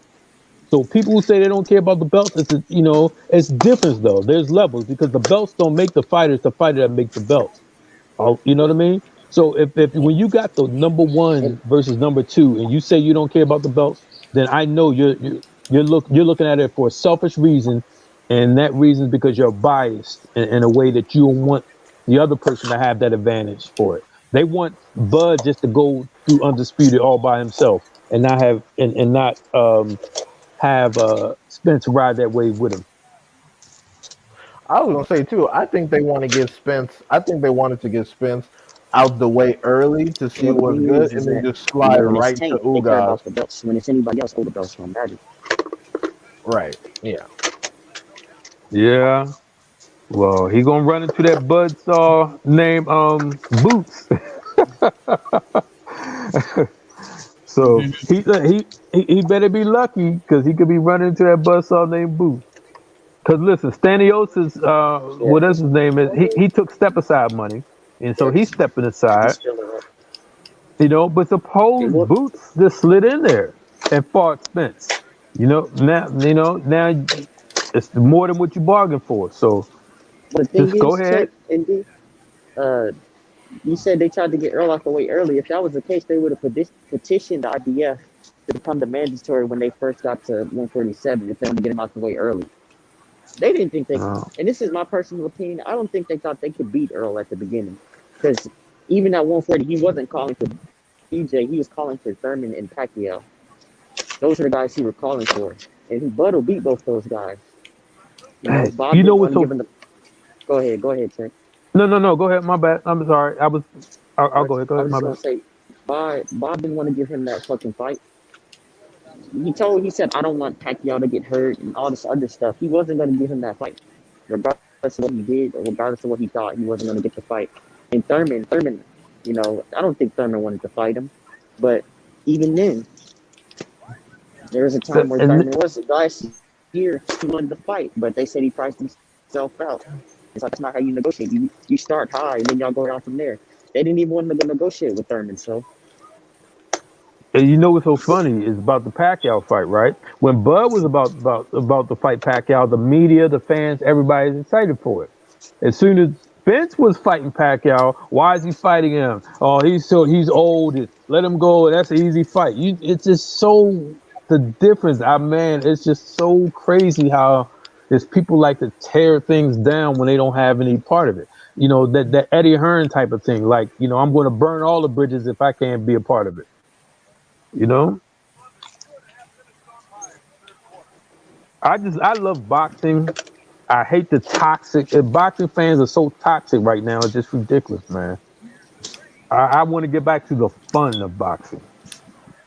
I just really am sincerely trying to understand what the problem is when we've already established that Spence versus Ugas was signed before Bud made up his mind to leave the plantation. That's really it.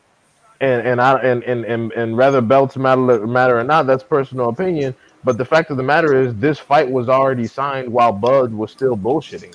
I don't understand. Like that's why Bud fans don't want to talk about all that. This fight was signed while Bud was still actively on the plantation, deciding the future of his fucking career.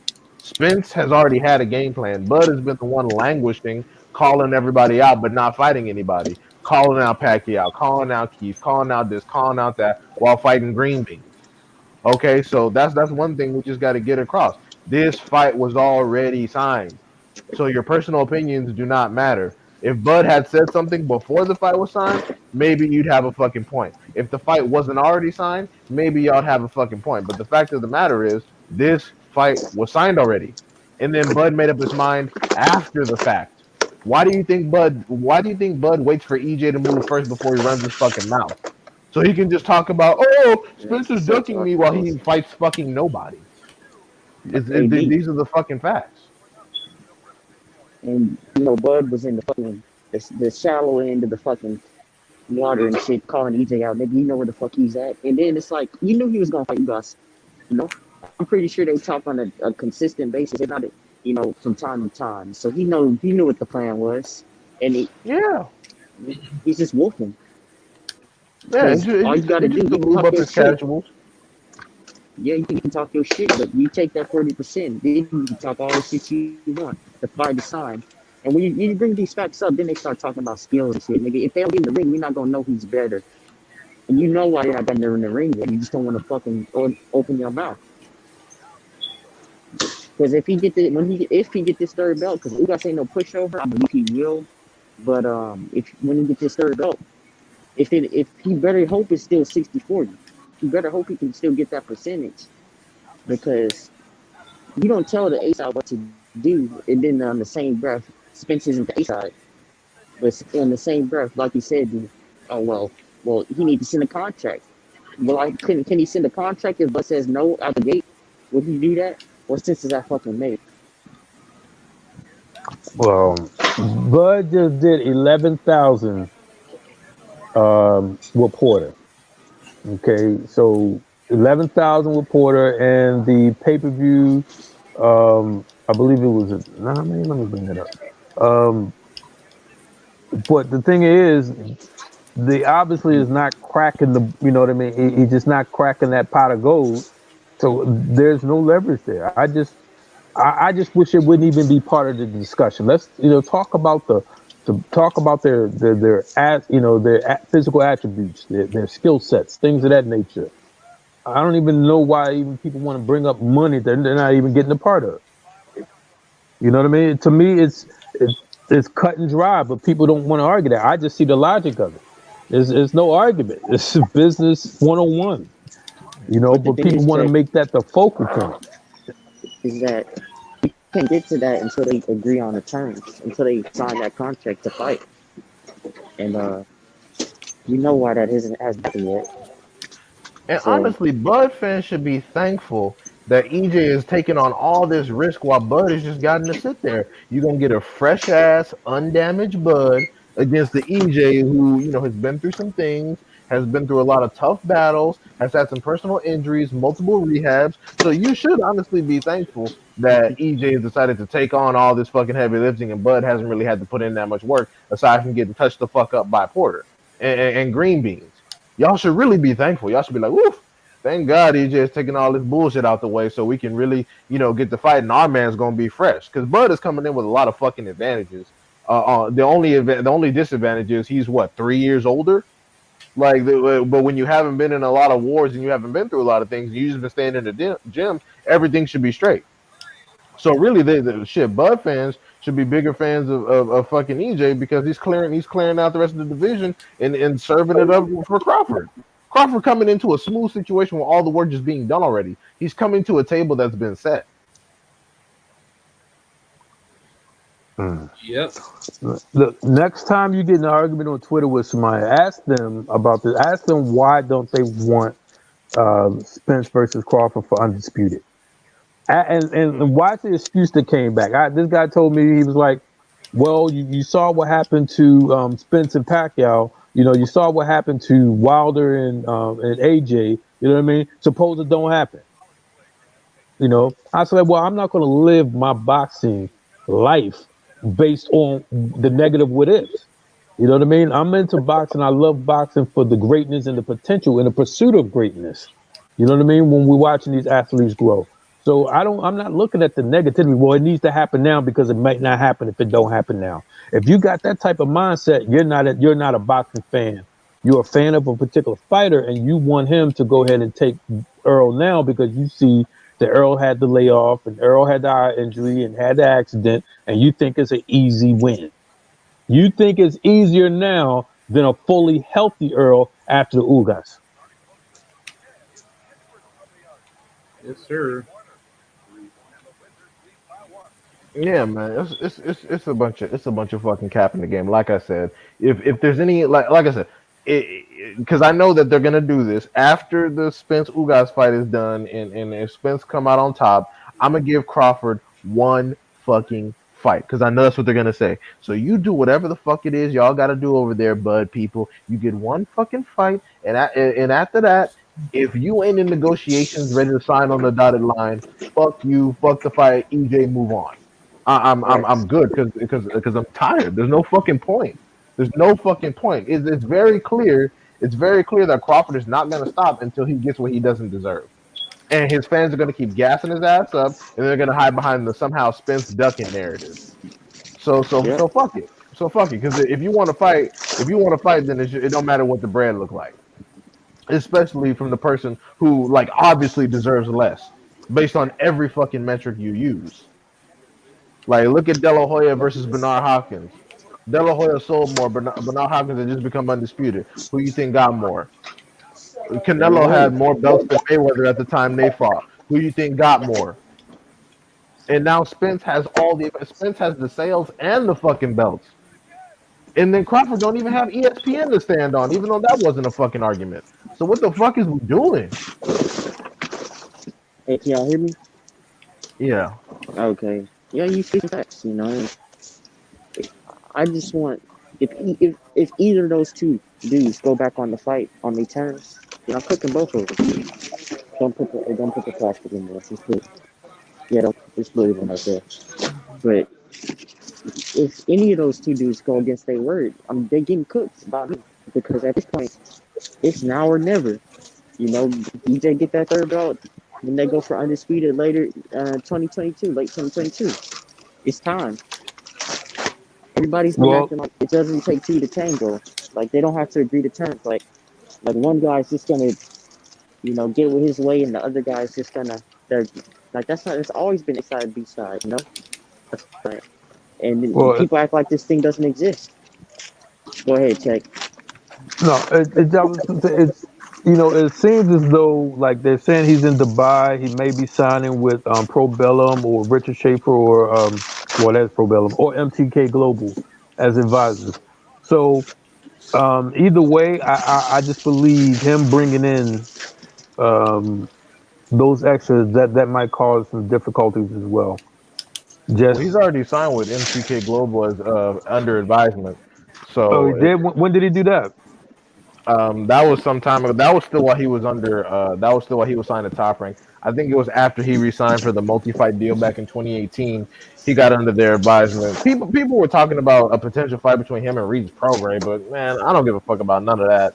And honestly, if he's with MTK, then that should make the fight easier to make because MTK got enough money to where they should be able to pay Crawford, and it should be good. So I don't want to hear shit from Bud fans talking about well MTK, PBC. No, MTK is just an advisement group, and they got plenty of bread over there, and they have an active, open relationship with Top Rank because Top Rank distributes their fucking Yo, fights. D Hive. Yeah. Yeah, your package coming on Friday, Oh, okay. Christmas Much Eve. appreciated. Merry Christmas, man. Thank you, sir. Mhm. Yeah, yeah. I Wow. gotta definitely consider trying to get some merch soon.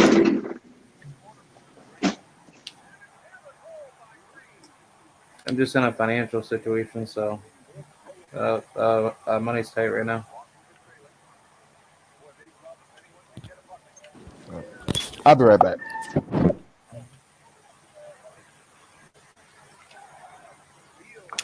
Hey,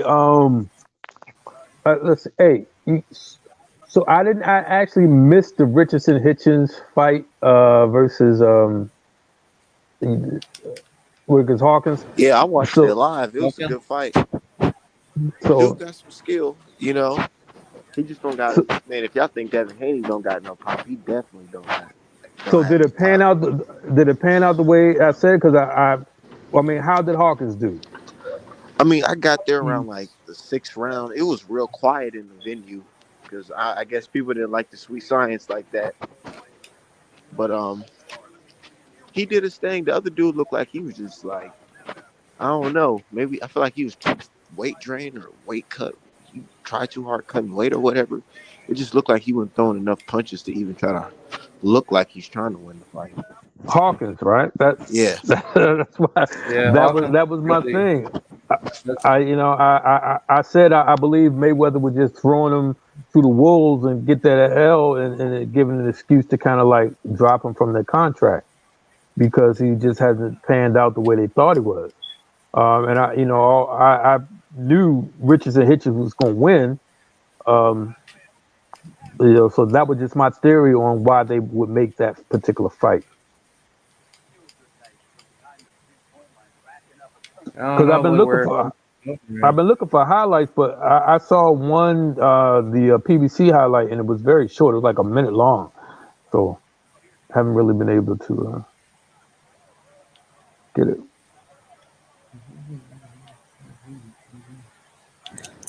Man, Morrell did his thing though. What y'all think about Morrell? David Morrell, he's a beast. Yeah, he's good. He's very athletic. He's good. He's got, he actually fights like a middleweight. You know what I mean? The way he moves, he's not sluggish. He's not slow. Um, I would love to see Morrell versus Benavidez. I would love to see that fight. But what's going to happen if WBA is doing what they said they're going to do? Then they should mandate Morrell versus Canelo. The same thing, you know what I mean? The same thing they're doing with Ugas and all these and all the other WBA situations. The same thing they're supposed to be doing with Tank. Um, they should be mandating Canelo fight um, Morrell. But I'm really looking forward to Morrell versus Benavidez, though, to be honest with you. I think Canelo's gonna vacate, honestly. Yeah, again, Canelo seeking that path of least resistance. Yeah. So David Morrell, he'll just have like better opportunities to fight for more belts at 168 because the division will be wide open. Listen, Canelo is talented, brother, but I am sick of the ducking. It's just that's not what makes you great by ducking, just getting belts. You're getting trinkets. You know what I mean? But he's really playing this like as a landmine. You know what I mean? I can't step here. I can't step there.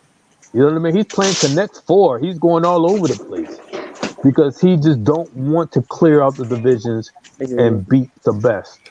You know what I mean? On some King of the Hill shit. And I don't know that kind of disturbs me because there's no way he should not have fought Charlo, Andre, and Devchenko, which was his mandatory as well. But when Canelo ducked that undisputed for 160 to fight Rocky Fielding, that to me, I lost the respect right there, man. I mean, don't So forget. now So now he says Benavidez brings nothing. He said you're nobody. He says Charlo is nobody, and he says Andre is he's horrible. He's a horrible fighter. So all the top fighters that people are telling Canelo to fight, he's saying they're nobody. He's basically dismissing them.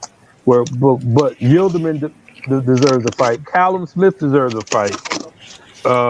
Rocky Fielding deserves a fight. All these people deserve, Billy Joe Saunders, Yeah. but these Want other to do more? undefeated champions, they don't deserve the fight. That's ridiculous. I can't respect that. Okay, I got you. I got you. Okay.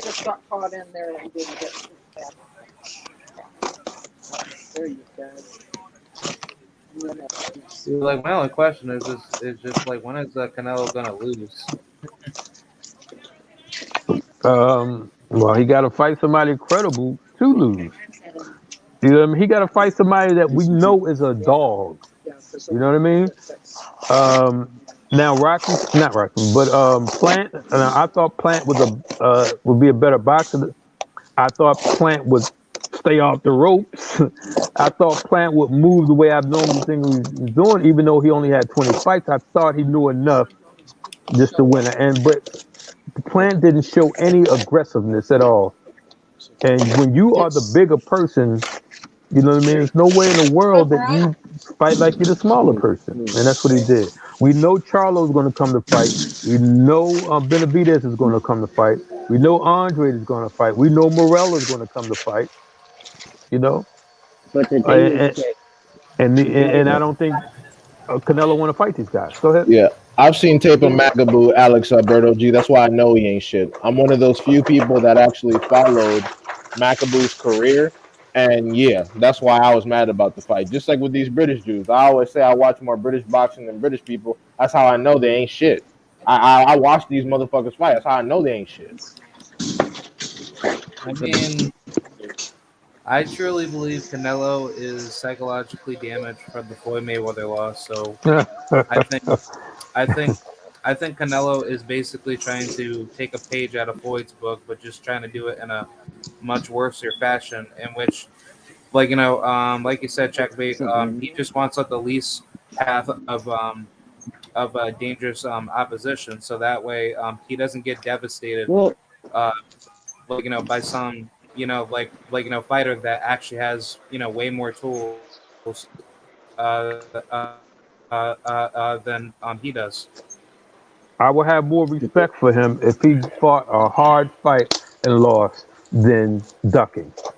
You know what the I mean? thing is, Just like I said, guys, is that Wild. the Go thing ahead. is that I was just gonna say, Basically, you know, he's gonna have that clenbuterol in his system. We know this for a fact. Absolutely, He's gonna have absolutely. all the advantages. You gotta knock him out to win. And the things that disappointed me with Charlo recently is that he just don't seem like he got that fire in him no more. Like it's just not in Well, him no more, you know.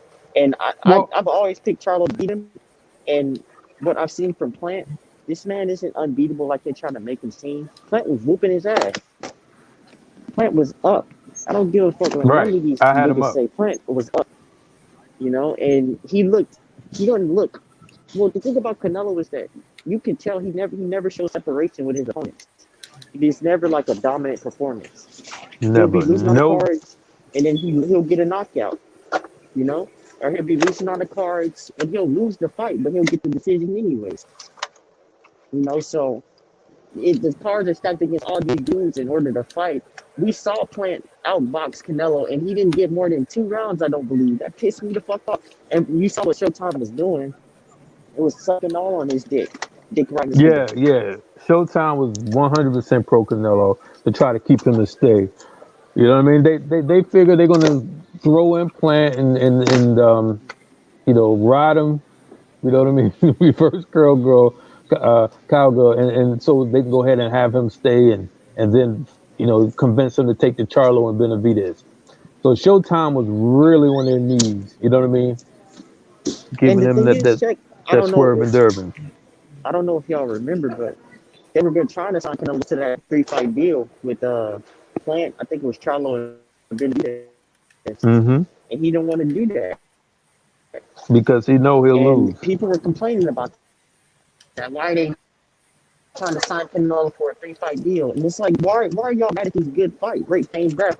They'll call Ugas a cherry pick, even though Ugas is the number 3 welter in the division. He's the WBA champion, super champion, and he just beat Pacquiao's ass.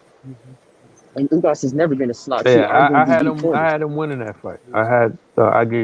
I thought he was robbed.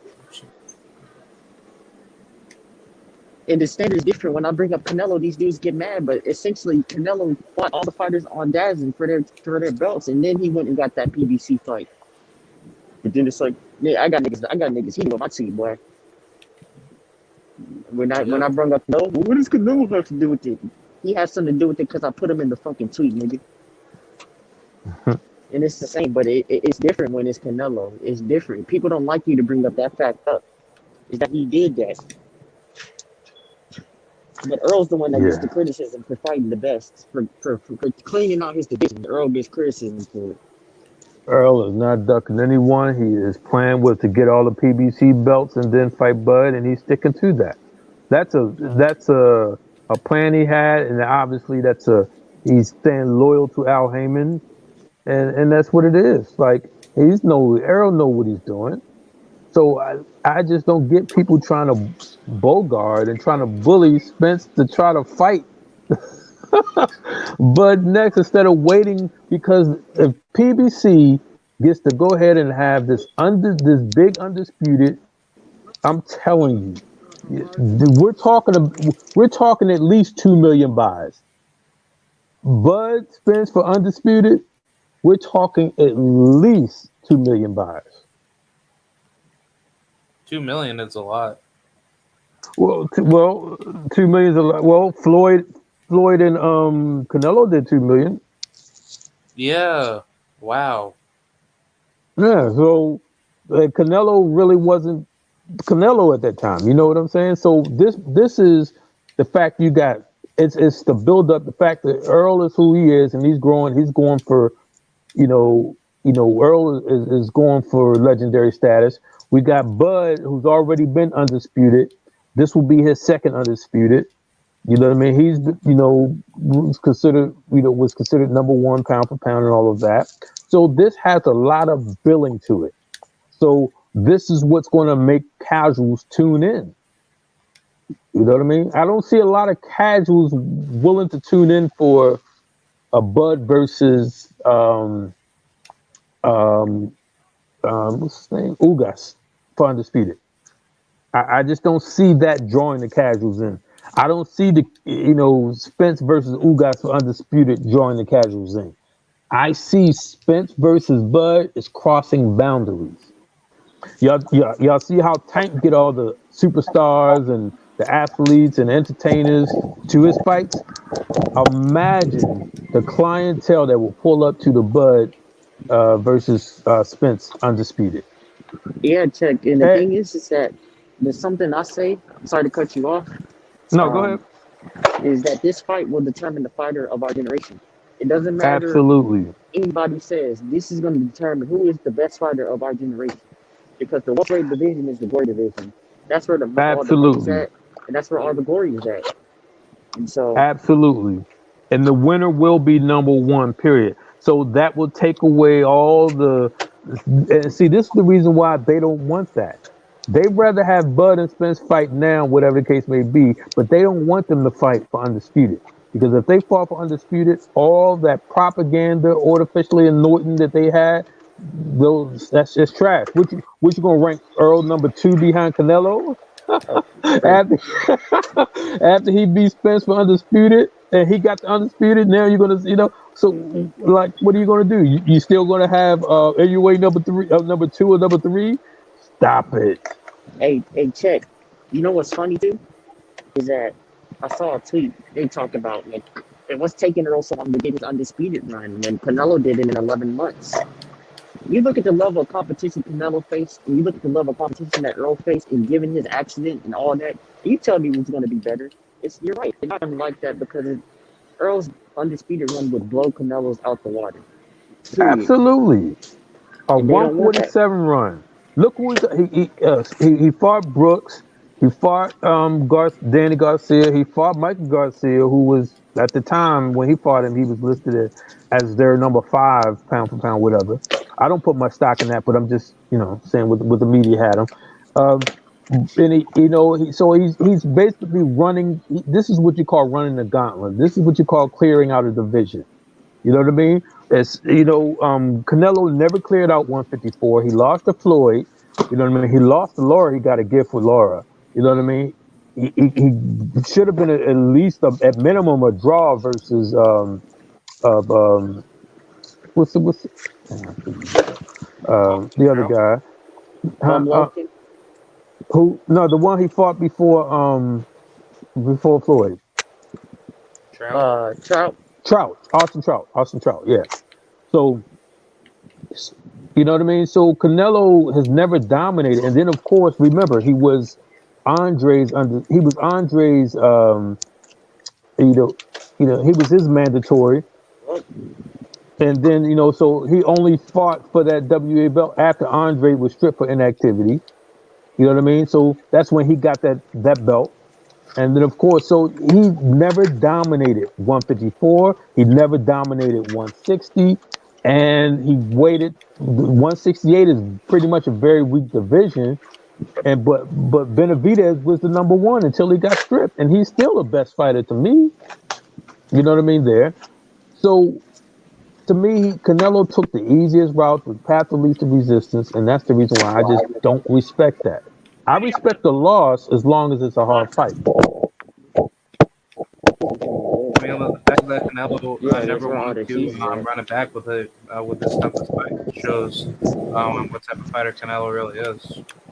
And the thing is, too, Crowd, is that Canelo had the chance to be undisputed in two divisions. Actually, make that Twice. three divisions. Yeah, three divisions because 154. And Canelo, like, let's get this straight. Canelo can fight. He's a fighting motherfucker. But I can't give him passes for the things that he's been doing. and he's had all these opportunities, but he hasn't taken them himself for reasons that we all know. But he's the one that gets the most passes.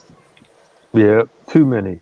Canelo wanted no parts of the Charlos. He wanted no parts of Andre. He lost to Floyd. So he knew he just felt like it was too much competition at 154. Well, really, he actually fought at 155, created his own weight division. And then when he won 160, think about this. He only fought two fighters at 160 and left. You fought two fighters in a division. Like people don't even bring that up. He only fought two fighters at the 160 division and jetted. And the thing is, as well, is that one of the dudes on Twitter said that why does why do Charlo and Andre, why are they waiting on Canelo? Why can't they fight each other? But Earl is essentially fighting all these other guys instead of waiting on Bud, but he's getting hate for it. And y'all know who I'm talking about. D, you know Hmm. who I'm talking about. Well, my thing is the reason why. First of all, both Charlo and Andre are searching for legacy fights, especially with Charlo.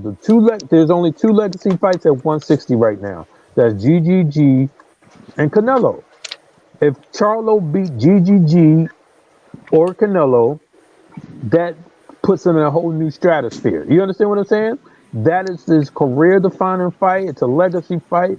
It elevates him in so many different levels. His pay elevates, his awareness elevates, his stardom elevates, and so forth. You know what I mean? If he fought Andre right now, the only thing he would be doing favor, yeah, he would collect another belt, but the only thing he would be doing a favor is Eddie Hearn, to be honest with you. You know, Eddie Hearn said there's no fights for Charlo at 160 unless he joins the zone. There's no fights for you. And the, Unless you come into the zone, there's no fight. Now they're saying, okay, well now we're willing to do X, Y, Z. Now we'll let Andre to come over to PBC. and the This thing is the is same. that no, sorry to cut you off, Chad, but you think about Bud and you think about Charlo, they're in a similar position. All the fighters are on different platform, or they were. All the other fighters are on different platforms, but Charlo's not getting the same love that Bud is getting. He's not getting not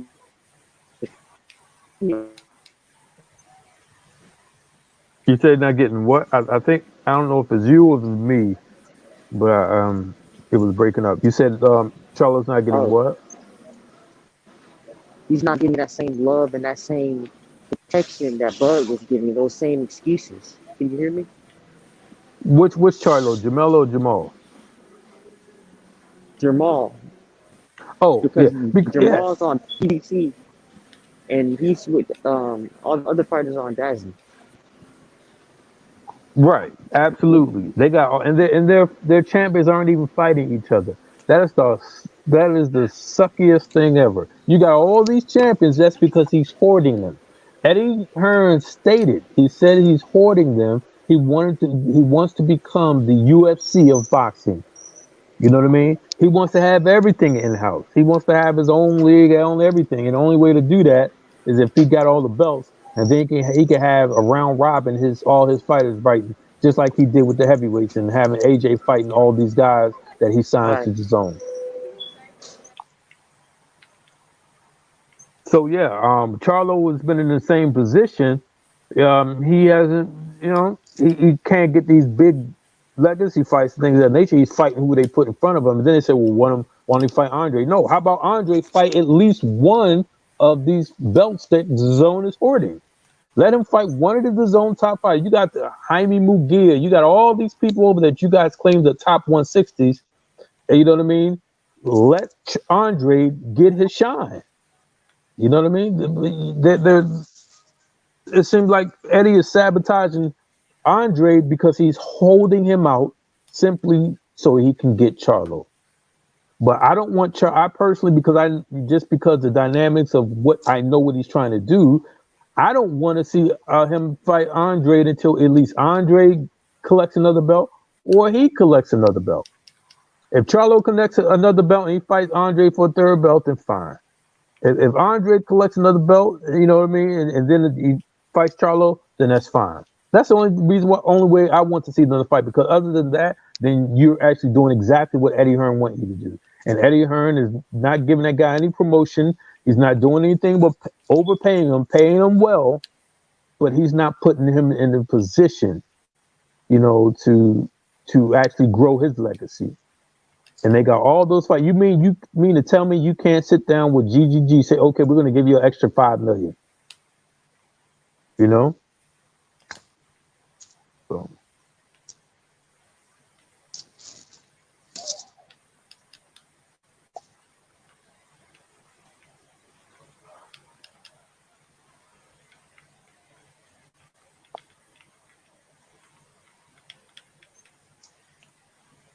Yeah, man. I mean, y'all are right, man. But you too. Y'all are right, and I just want to see the best, like the best. But I'm not gonna act like this is not a business, and these dudes are trying to get paid and feed their families. absolutely. You know? Absolutely. So I look at that and I understand it. And I think a lot of people understand it, except if it's not their favorite I'm, fighter. When it's their favorite fighter, then they understand it. When it's the fighter that they're rooting for, that they're a fan of, then they understand it.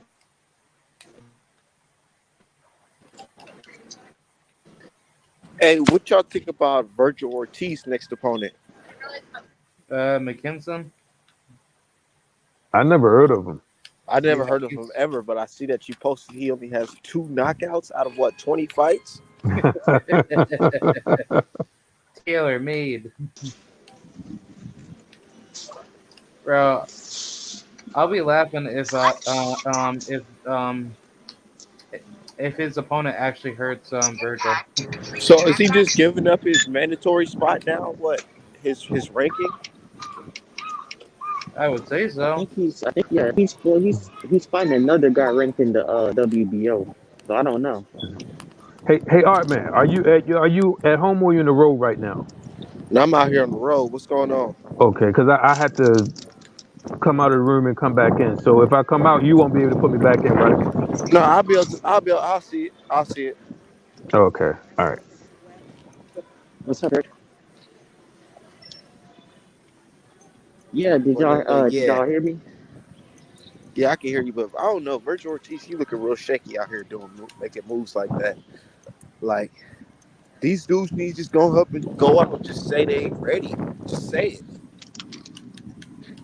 And the thing Yeah, is that Virgil said he wanted Crawford. You know, his team turned that down. When So did they got Abinesian him looking become the shaky. boogeyman of the welterweight division? Never. He's still not. Buxa beat the shit out of him.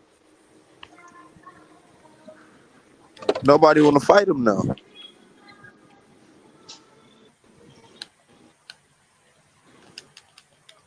I think Virgil needs to get his ass whooped by Abel Ramos.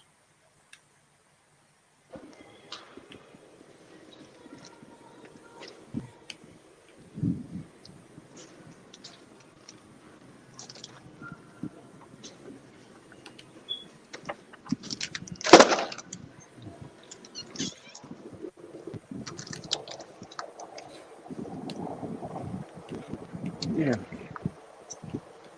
When is the Spence versus Hughes fight? Do y'all know? I believe sometime in spring, They like said March, maybe. March, April. They Which is Hey, said good the that's because I'll March, be almost able to catch it. like early March. Because yeah, if it that's was in more than enough January, time. because if it was in January, I wouldn't be able to see it. Why won't you be able to see it in January? Because I'm going to the Air Force. What? Congratulations. I'm an Air Force vet, my brother. Oh, really? Wow. Absolutely. Are you going to Lackland? Uh, I think so. Yeah, I don't, because I don't, yeah, down in Texas, in San Antonio, Texas, Lackland Air Force. Yeah. That's exactly where I'm going. I'm going the 25th next month. So How many years are you gonna do? I hope 20. Oh, 20. Oh. Yeah, that's what I'm shooting for. But I don't know. I just gotta see. I feel like I'm gonna like So it, who's but winning, Butev or Stenosis? I don't know. I think Butev might get on his ass. So wait, is Butiev gonna fight him? Yeah, I guess he's gonna step to the side and fight him and fight the winner of Errol Spence versus Yugas. I mean, honestly, it would make better sense for Butiev and Stanionis to fight each other, and then the winner gets Spence and Crawford. And the winner gets to fight for the vacant belt because I feel like what's whoever on wins top of out the of green tops? The green Errol Spence tops, versus Crawford gonna the green vacate and yellow tops up top. regardless. Yeah, I mean, it just makes better sense because it's like, like why would you want to fuck that up and try to say, oh well, I'm the mandatory, blah blah blah, so therefore I want my shot. Well, fuck you, unifications trump mandatory, so I would rather just keep getting that Did you step see? aside money. Did you see Stadios's post? He said you guys are welcome for stepping aside. Get the fuck out of here, Yeah, he said you're welcome, and I said man, I put the gif. I bro. said man, shut the fuck up, dude. You're Dude, fucking he's gonna small get fry knocked the fuck compared to this out for shit. saying that. He's a fucking small fry. Buchev might Bro, beat his ass though. Buchev might put the hand on him. He being real. bro, I can't believe Butiev he will said beat that the shit stupid out of shit. him. I was just like, wow.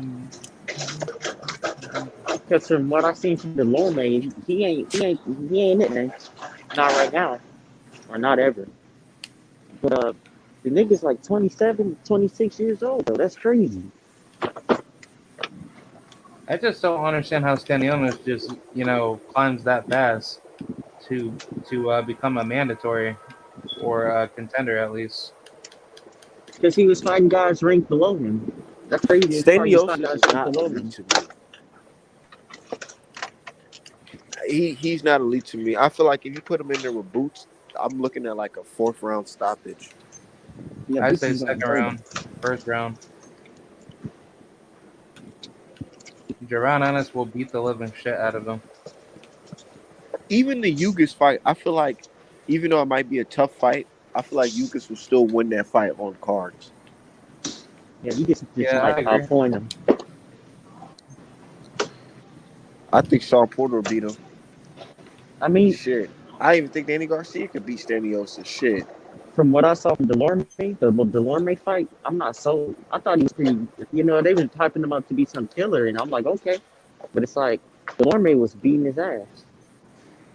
Delorme, he had a lot of success on him. Yeah, he got some decent power though, but for some reason Delorme must have had a chin that night. Yeah, maybe it's just that when he got hit by Boots, he didn't expect his power to be that good. So he left his chin like wide open for him. Oh, man, they ain't take this one. Yeah, they say Boots hit like a light heavy, so Yeah, Butiev, he looks huge. no, I said they said Boots hits like a light heavy. Oh, okay. Yeah. Yeah, Butchev, I ain't gonna lie, he pretty good, in my opinion. He not the he not elite, but he's good. He might whoop Stanionis ass, I know that for sure. Yeah, his style kind of reminds me of like a Kasazu, honestly.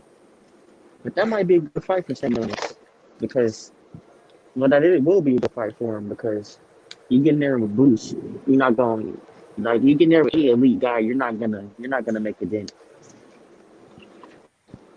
I say that it'd be better for both of their careers to fight each other now instead of, like having to fight each other later. So, Yeah. But the crazy part about it is Stanionis is 26, 27 years old, like 20, like around that age. So, and he talking about he not ready. It's like, come on, bro. You're getting up there in age. You only have 13, 14 fights. You got to bust a move. it's not like Stanionis was supposed to be in that position anyway. Exactly. Because it's like, like you still need a more like high quality lens just to be, at the top of, welterweight contention. But it's just like, dude. it's like like you offer nothing to the table. Exactly. Man, let's talk. What y'all think about Ugas versus Spence? Like, let's talk about y'all predictions. I got Spence knockout. What about you, D? Check. Y'all still here? All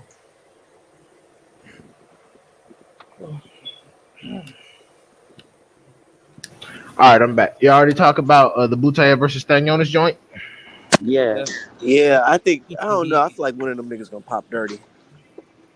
Uh, that could happen, but I honestly was watching tape on both of them, and I was watching the best Spuden fight with Butayev, and honestly, Butayev is more dynamic when it comes to the boxing game, but I think Stanionis is just a tank, and I'm not sure if Butayev is going to have enough debilitating power to really worry Stanionis.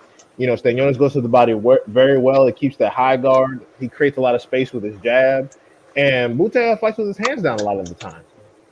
And I don't think that Butayev's power that he brings to the table is going to be enough to really worry Stanionis. And honestly, I'm leaning towards more Stanionis at this point. I don't know, D. Dutail might beat his ass. I mean, we saw what he did against a smaller Besputin. I mean, I know Besputin popped dirty, but even in the fight, Besputin was getting off on him, especially on the inside. Yeah.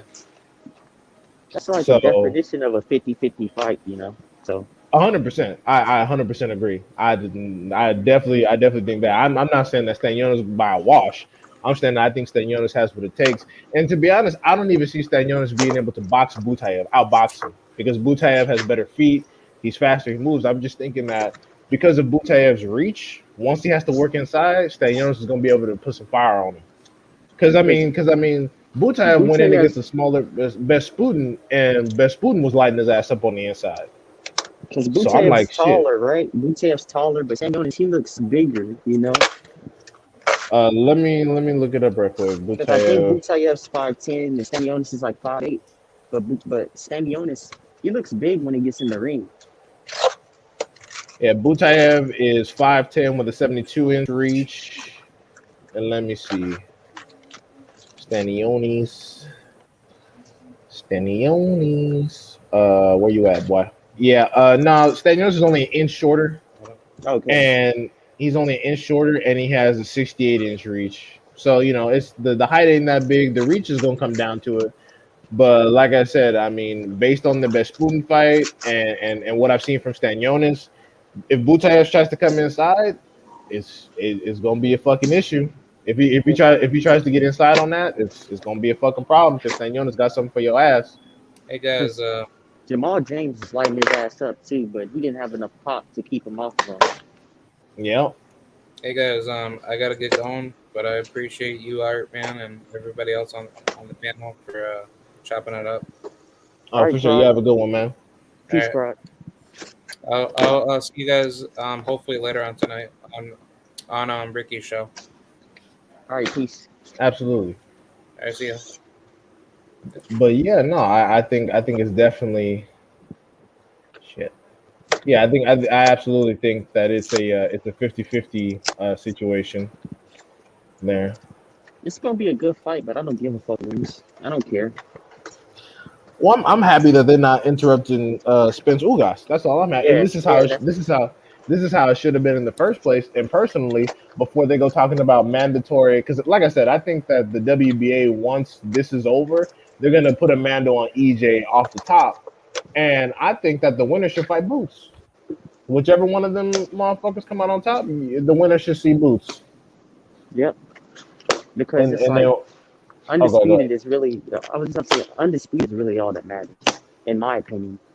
No, it makes the most sense. And EJ hasn't had to fight a mandatory in a while. He fought Danny Garcia. He doesn't have an IBF mandatory yet. You know what I'm saying? So if he just once he gets past Ugas, just the sky's the limit. For Bud. But D, I want to segue into this Ugas versus Spence talk. I want your prediction, and I'll give you mine. I got Spence probably by an MD to a UD. I think that Spence is definitely more effective on the inside. He'll probably be able to work inside of Ugas's reach once he gets on the inside. I wouldn't want to get into a jab battle with Ugas, considering that's one of the things he does best. But I think he'll get off the cleaner punches on the inside. He'll be able to avoid a lot of Ugas's more dangerous punches, like the overhand rights and some of his body work. And also, Ugas smothers his work a lot. He swings wildly. He hits low when he goes to the body, so he doesn't get a lot of points for that. And EJ is more tactical. I think he should be faster. But the only reason why I'm saying MD to UD is because we got to see he's been through two camps. He's had rehab, and Ugas is not a hoe by any means. So we got to see if he take how he takes headshots, especially if the retina thing happened with headgear on. So we just got to see. Ugas ain't no power puncher for sure, but he's still fucking Ugas, and he's still Yeah, dangerous. he did with Pacquiao that, so there's that. Yeah. So I mean, I know that was old man Pacquiao, but it is what it is. Ugas is not a hoe. Ugas is the type of dude where if you play with him, you gonna get your ass whooped. Yep, I agree. I agree, but I do believe that Spence is gonna be back with Blu-ray. He said He told Blu-ray said that Spence is get to contact him and get that, and he said he'll let the LDBC know when that is. So if we do see that, I feel like we might get a stoppage. Ugas is a great fighter. Ugas is very technical, like you said. He has a very good jab. He goes to the body. But, you know, in my opinion, EJ is just a different beast. Especially, like if we get to see how he is, like if he reacts well to the, getting hit, he reacts well to, what I'm saying, his eye reacts well. And I feel like EJ can. It's going to be a great fight, a tough fight, but EJ can drown him in deep water and stop him.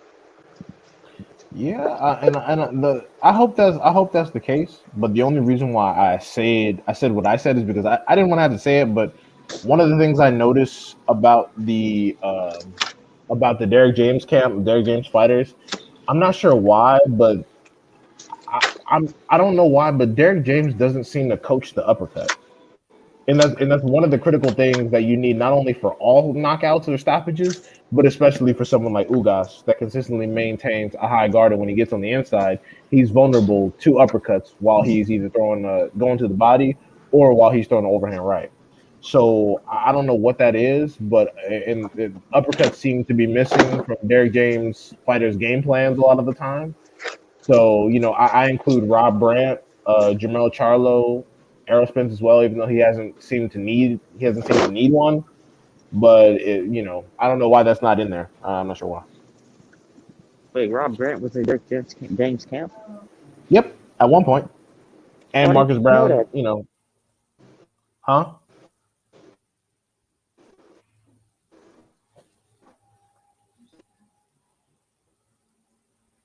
Yeah, but at one point he was, and I include Marcus Brown in that. I Man thought brought he no was with uppercuts to the Womack. table. Well, he just recently got with Womack. Well, Yeah, Rob Brandt was when Derek you're right. James for That's when he was different. in the Super Series. Okay. Yeah, But one thing EJ is consistently done well is he's educated pressure. He pressures intelligently, and he uses his size and his strength and his reach to his advantages a lot of the time. Even with Porter, he was out muscling Porter on the inside. It was a very physical fight, but he got the better of Porter on the inside. So, and he outboxed Mikey, but Ugas is bigger than both Porter and Mikey. He doesn't have as much power as a Spence or a Crawford, but he is very game and tough. So yeah. And what's bad about this situation is that Ugas, for some reason, it took him until Pacquiao, but he's actually learned how to use his height and reach to his advantage now. So that makes him a little bit more dangerous. Before he wasn't doing that, but with Pacquiao, for some reason, all of a sudden he learned how to do that. And I feel like with someone as dangerous as EJ, he's definitely going to bring that to the table and try to keep the shit on the outside for as long as humanly possible. Because I think, let me see, yeah, and Ugas the thing is that reach. these are two big welterweights. Like Ugas and Spence probably have mentions. So Yeah, well, Spence has a longer reach and is according to Box Rec, and I think he's 1 inch taller. So hopefully he can use that to his advantage and start muscling his ass. But we gotta see. yep, Yeah, Spence. Yeah, Spence is 1 inch taller and has 2 inches worth of reach. So, honestly, he should be able to just get in there and just get on his ass. Because I mean, once you get inside Ugas' reach, he doesn't really do shit. I mean, to be honest, that's why I think Porter was able to have some success because with his looping hooks that he tried to catch Porter with, he overshot a lot of them. A lot of them went to the back of the head, and he wasn't working effectively. He wasn't landing enough jabs. So, shit. Once Spence get inside, it should be a wrap. yep. And if Spence is able to stop Ugas, that's a statement. I don't think Ugas has ever been stopped before, Nope. and that'll be a big, big, big comeback message. Because even with Danny Garcia, he whooped Danny Garcia's ass worse than anybody else's with his ass. So Yep, 12 and Odom did better than Porter did. That's for sure. but they don't talk about that. They try to act like Danny's a fucking bum now. When if we'll be real, Danny has a better resume at 140 than Bud did. That's wow. That's sad, but that's facts. I mean, Danny fought Khan, Matisse. He fought a bunch of niggas don't even remember who Lucas Matisse was, bro. Like Lucas Matisse was a motherfucker, man. But yeah, that's true. That's true. But the thing is, they always change the definition of who's washed and who's not just depending on who we're talking about. Because if we want to talk about wash, then a lot of Bud resume is straight wash, especially some of his best work. Yep. And the funny thing is that they don't want to come to the understanding that his best career win is some Spence leftovers. So it's like, what are we doing? And the difference is, and the thing is that he didn't fight him for belts. Spence fought both of these that Bud fought, that Spence fought. Spence fought him and took their belts. Bud fought him when they were a little bit older. And had no I value. don't think There was nothing on the table. exactly. But those are fights that you know. I wanted to see him fight Porter. Personally, I wanted to see him fight Porter. He did with the Porter. He gets all credit for that. Brooke was shot. I don't give a fucking nobody says. He hadn't fought at welterweight for 3 fucking years. 2 broken eyes. If you saw his face at the weight at one of those during the media, his face was drained. Like you could see his cheeks sunken in. Put it, yeah, put it in that basket. Yeah, his face was sunken in, and he was shot. You know, You think Porter was shot? no, not for the Kell Brook. Because if you Oh, remember Kell Brook during the media after the weigh-in, I was looking at his face and like, this thing is drained. man, fucking Porter. I mean, Brooke was just he's trying to earn a paycheck at this point. Both his fucking eye sockets broken. Like, bruh, come on. Like, I didn't even give a fuck about the fight when they said they were making that fight. I wasn't even the least bit excited. I just watched it because I support it. I support Bud and I support boxing, but I'm not going to sit up here and lie. Yeah, no, I mean, I looked at the shit and I expected it to go a little longer than it did, but yeah, fucking Bud wiped him out as we all expected. Like the fight wasn't a 50-50 in the slightest. Okay. What do you? And it is what it is. It is what it is. Let's put it right here. Yeah, but I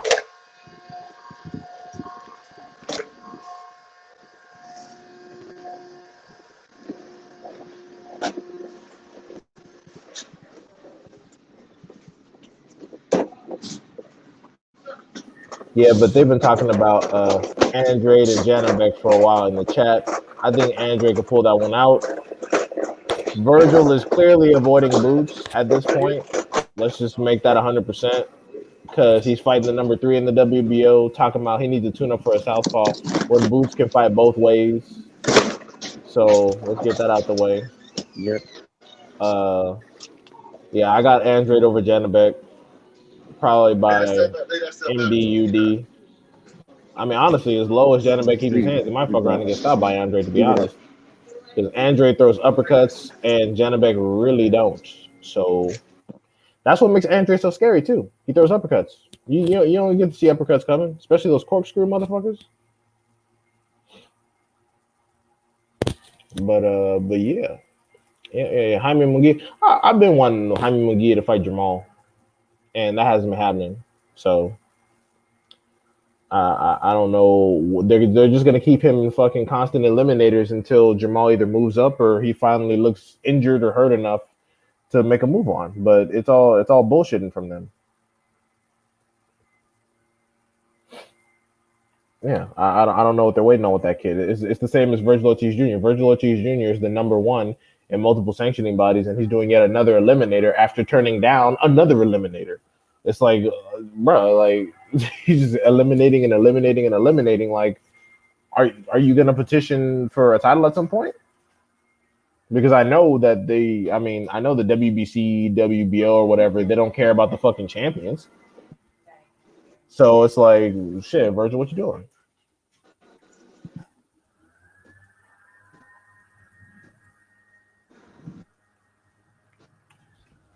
Shit, I know the WBC ain't gonna protect Jamal from Munguia, so he's just sitting on his fucking hands at this point. The WBO Yeah. president literally said on Twitter that he ain't trying to fight Andrade, so ain't enough.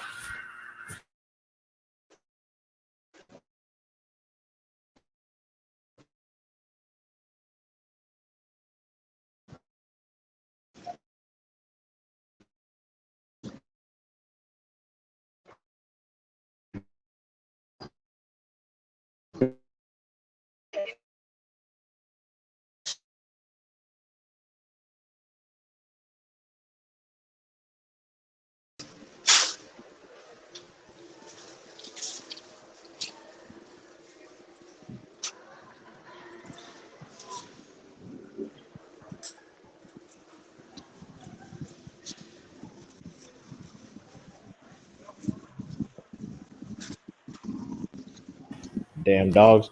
Anyways, Barrios versus Sorry. Crawford. No, man, Crawford's still gonna fucking fight Keith. Watch, he gonna Sorry, fight Once Julie. Upon a Time Yeah. Thurman.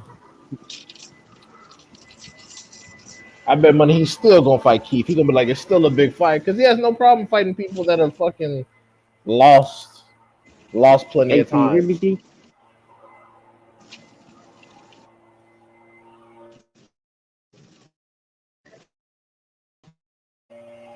Wait, what?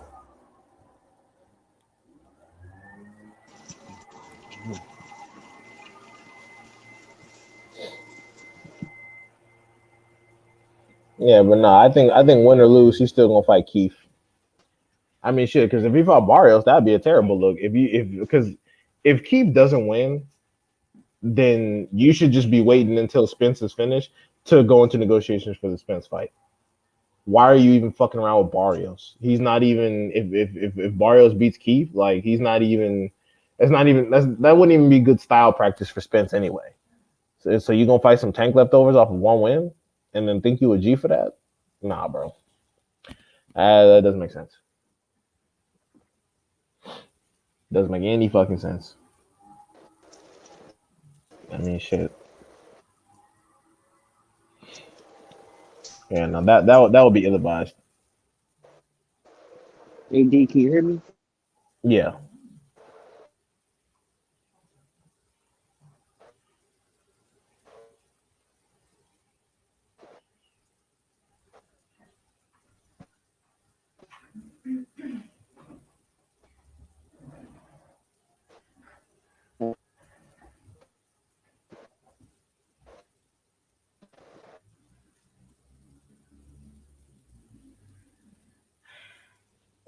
you're kind of going in and out.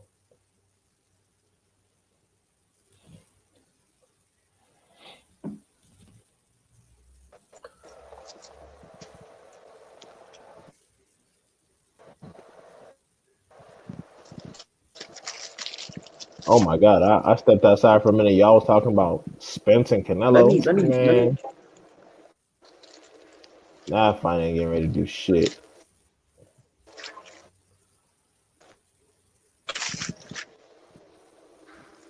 I don't even, man. Spence and Hey, if you Canelo, can't hear Jesus me, I'm Christ. gonna jump out. Can you hear me?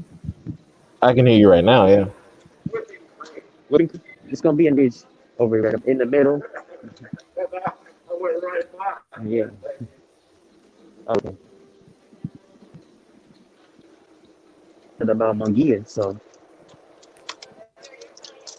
Yeah, Virgil Ortiz Jr. is the Munguia of 147. okay, yeah, yeah. And Because Munguia Mungia, I'm just gonna say Mungia, he he just like Ryan Garcia fighting on eliminators for nothing well, to not fight well shit anybody. well shit Doesn't make Garcia ain't fucking fighting at sense. all. Garcia ain't fighting at all. So I give Munguia more credit than Yeah, Garcia because at least he's fighting some damn body. But Garcia just ducked the whole sport. that's true. And Yeah, bro, he's he just stay going talking, in. running his fucking mouth, but that pisses me off. Like, he stay running his mouth like fight somebody or be quiet. Yeah, I mean, but his fans get off on that shit though. They like that's what they like doing. Like with Virgil, Munguia, Garcia, even Bud. They like saying that they can beat everybody while they don't fight these people. They love saying, "Oh, this person beats everyone," but then they don't encourage them to fight these people. Let's not forget he was fourth quarter.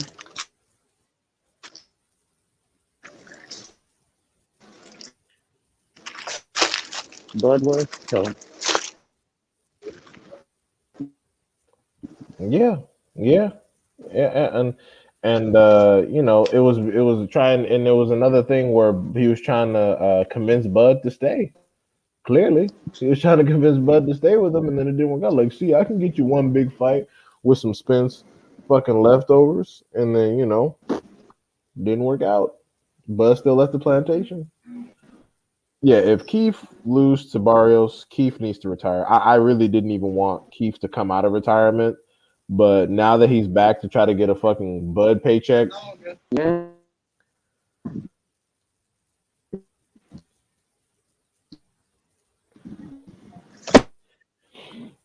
yeah, a part of me really wants. I'll go ahead. Who's third, fourth?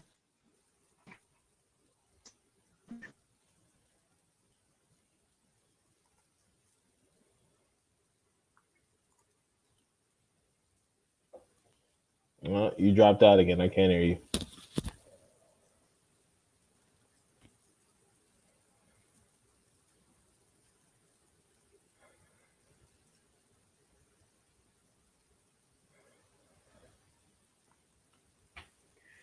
I mean, to be quite honest, a part of me really wants Keith to fuck around and lose because then that puts Crawford in a horrible position. If you fight Barrios as opposed to waiting on Spence to get finished so you can just start negotiations, that's gonna say a lot. I agree, Julius. Yeah. Talking all that good shit about the IBF, fight Boost in. Fight Boost in. Talking all that big shit about the fucking IBF, fight Boost.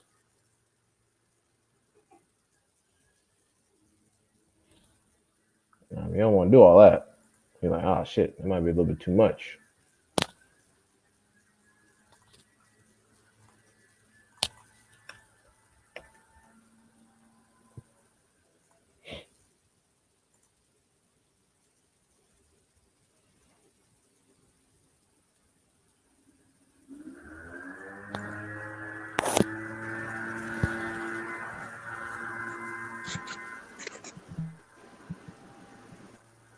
Yeah, I think I was rewatching some Keith tape, and I think I'm just Keith, ready for this Ugas and Spence fight. yeah, it's supposed to be February, right?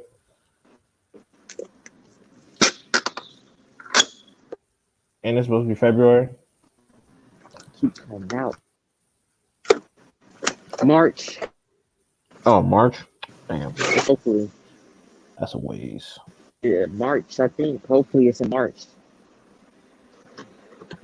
Okay. Yeah. So But once what that were you once talking about?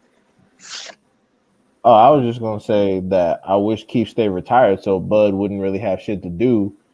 So Bud really wouldn't have shit to do at 147, but wait on Earl. But like I said, because Keith and them, okay, so Keith Barrios fight in January. Bud fights in March. I mean, no, fucking Spence fights in March. Bud shouldn't be talking about shit except that fight, and they should be ready to start negotiations in March to prepare. So honestly, I don't give a fuck what happens. Bud shouldn't even be fighting Keith. He really shouldn't. He should just be waiting on Spence to get finished because he just fought in November. And then, he can get he can just get another fight that year. It's gonna be the biggest fight. So really, because the thing is, if he used Keith as an excuse, and say, "Oh, well, I'm gonna fight Keith." Like, if anything, you should want to fight Yep. Keith March, April. Fight Keith in fucking June, and then EJ September or end of the year, some shit like that. But either way, I don't want to hear no excuses, man. If the fight don't happen in 2022, I'm good on it. I really am. I'm straight. Me too. And Yeah, honestly, because it's we not all gonna know. be DJ. Yeah, we all know it's gonna be Bud's fault. So if it don't happen in 2022, I'm straight. Bud retire. I'm good. Keith, Bud retire. EJ go to 154, beat up Jamel, and then go ahead and retire as well. I'm finished. Cool. I'm sick of this shit.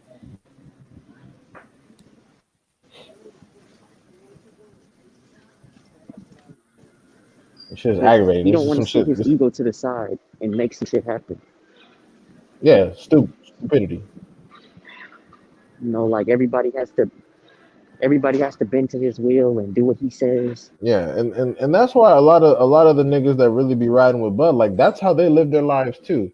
The dude who makes the least money is calls all the shots. I'm like, that doesn't make no sense. This is not a single Excels. mother. Yeah, it's like this is not a single mother led household that we're dealing with. Okay, this is boxing. How is the nigga pulling the least weight, calling all the shots? Like that's how a lot of these bums live in their lives. Pull zero weight and they think they should be calling the fucking shots. Oh, got a troll. Fucking Larry Merchant. Talking about Spencer Ducky. Oh god. Man, get him the fuck out of here, man. Get him out of here. Shit. One of you get him the fuck out of here, man. Oh shit. He said Spencer Ducking, I reckon. Oh my god.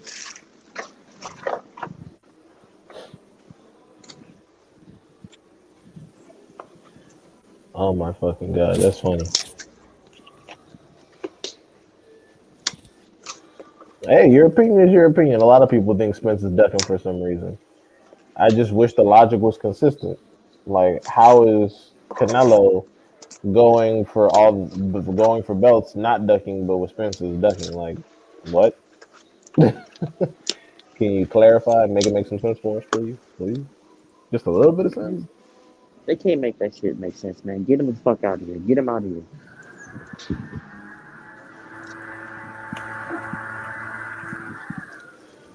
Yeah. But like I said, I don't know why people are so against the fucking fight. It's a solid fight, and it's a losable fight too. That's why and people don't understand that they talk about people having losses, but this is what boxing is supposed to look like. A bunch of fights where we don't actually know the outcome for sure. Like the moment Canelo fought Rocky Fielding, I knew he was gonna run roughshod through all of 168 because I looked at the champions and I was like, oh fuck. I was like, there's nobody up there. But Shit. at 147, we don't actually know who's gonna win these. So that's what makes it exciting. And me personally, I'll pick EJ. Nobody at 147 will beat EJ. But at the end of the day, it's tougher comp than what's at 168 for Canelo. From the champions that he's faced, like none of the motherfuckers is gonna beat him except Plant. And you saw what happened with Plant. Well, I didn't think Plant was gonna beat him, but I think David Morrell Jr. can. Yeah, the Yeah, Morel can beat him. Yeah, Give I him some picked. fights. Give him time to grow. Yeah, absolutely. I mean, I picked You Canelo gonna over break whenever Plant you just want to, man. because I've Yeah. been I've been watching boxing a little bit too long to see how that shit was gonna go. But Morel, I think he has what it takes. I think he has what it takes to pot shot, hit and not get hit with Canelo. And Especially because he's a natural 175 pounder. People don't realize he's coming down in weight, so he's actually a big ass dude.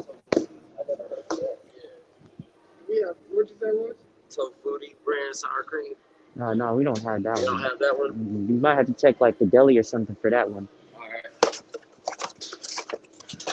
Yeah, but so fucking Moreau might be bigger than that though. He might be like a cruiserweight. If we being real. He could go to cruiserweight and do some damage. Shit, I know Zerto Ramirez needed to take his ass up to cruiser. Based on how he was getting touched up by Gonzalez, he'd fuck around and get smoked. Yeah, but they said Bivens' team turned down a lucrative offer from him, so I don't know, man. Yeah, I mean, based on his Craig Richards performance, maybe he don't want to fight a bunch of niggas that go to the body. But I don't know. All I know is that Bivol and Better Be need to unify. They need to hurry up and quit bullshitting and actually do something with that division. Well, Larry Merchant, you said Spence was ducking by grabbing another belt. So who is Spence ducking?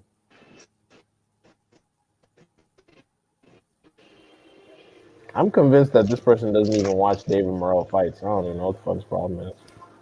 Man, get him the fuck out of here, man. Get his bitch ass out of here. Yeah, I don't have a wrench, but our man doesn't mind him, so he's like, fuck it. He just keep trying to keep the show fucking interesting. But yeah, nah. I just all the energy y'all got for EJ, Jaime Munguia, Virgil Ortiz Jr., Crawford, and Canelo should be getting the same energy because Crawford haven't been fighting any belt holders. So isn't Crawford ducking somebody by not fighting I any mean, champions? they'll blame Bob on that. Hey, blame the nigga, but you also resigned, so it's like how Exactly. how much blame can you give him? As long as it doesn't hold Bud accountable. Like these dudes are fucking effeminate. They're soft. They're weird. They ain't have fathers growing up. Like these niggas are fucking weird, bro, and delusional. I never so made so many bitch made niggas until I saw some Bud fans, nigga. You see them all over the timeline. They crying like bitches.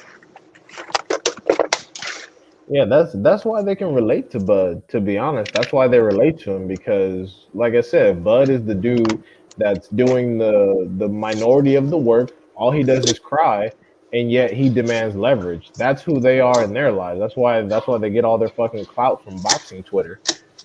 All they do is sit around, not make anything of themselves, talk shit and suck Bud's asshole, and claim to know something about boxing. It's like no, all you're doing is you're just repeating after Bud, and Bud also don't know what the fuck you talking about.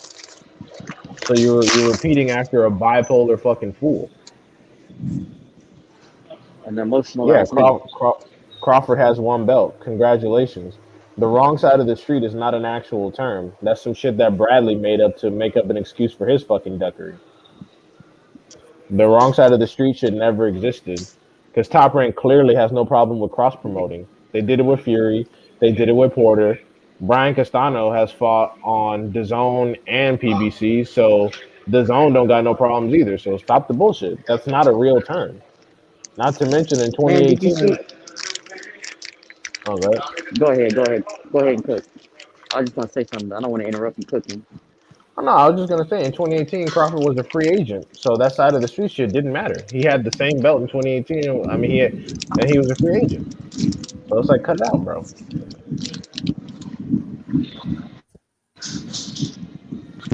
Oh, did you see that tweet that said Tim Bradley would have beat EJ? Dude, that guy is a professional. The dude who typed that shit is a professional fucking goofball. He said that Provodnikov would have did something with EJ. Provodnikov doesn't even have a fucking jab and has never been a champion in his whole life. Like he's a fucking idiot, bro. Again, he's the type of dude that works at Walmart and says like "Good morning, sir" to all the white people, and then treats the black people like shit. Like that's the kind of dude he is. Yeah, he's a professional coon, and He's an he got idiot. me put in Twitter jail, man. He's a pussy. Yeah, like I'm like, bro, do you realize that all the people that you're trying to impress on boxing Twitter also really don't like you that much either? Do you think if you needed help with something in life, these are the motherfuckers you could call to bail you out? Like and again, all the fighters that you like don't go on their platforms. Fury, Canelo, Bud, Yeah, anyway, all no, the you good. fighters you suck off don't fuck with you. They do not like you. They don't even know you fucking exist. Exactly. So it's like He's just a just stop go it, against bro. the grain ass nigga. And I can't stand them type, man. They just go against the grain just to do it. No logic, no facts, just emotional. He doesn't listen. He just fucking talks. Just talks to run their fucking mouth. He just does whatever he thinks will get him the most positive response. And being anti-black on social media unfortunately does that. Like I said, if I made a burner that was dedicated to racism and Canelo and Tyson Fury, I could have thousands of followers. True. I could just make an anti-black burner and get all the followers. That's not how it works. Now that's fact, but it's just sad to see a lot of these dudes. Every time it's EJ or they hate on EJ, it's personal. Like I say, I don't have no personal hate for any boxers. It's all boxing. But but I get to criticizing Bud or Canelo about their moves and their or some boxing, and it's like niggas just they start crying like little girls. Yeah, yeah. But yeah, and the funny thing is, like they enjoy seeing Bud in these positions where he has to like bow down to Master Bob and do all that shit. Like they can relate to that on a personal level. Like when Bob openly disrespected him and he just went out like a bitch. They like that shit. They're like, see, he's showing respect. He's bending the knee. Arrow need to be the same way to Bud, and it's like, no, no, he And the had crazy no. part is my bad. You go ahead, go ahead. I was just gonna say that fucking Crawford had no problem. Crawford had no problem fucking accepting 20% with Pacquiao and accepting less with Khan. So have the same energy. They brought less to the table than fucking EJ. So it's like cut it out, bro. Oh shit, we lost Allen. Damn it. Yeah, Larry Merchant. He left Bob in November. He just decided that.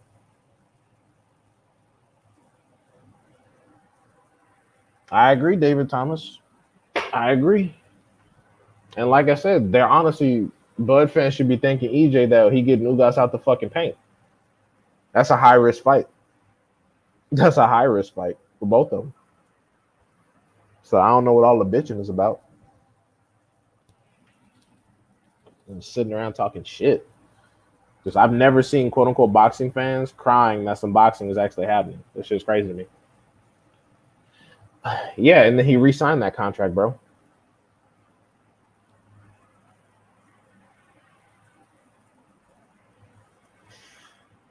Excellent, excellent, excellent, excellent. Yeah, but then he re-signed that contract, so you know.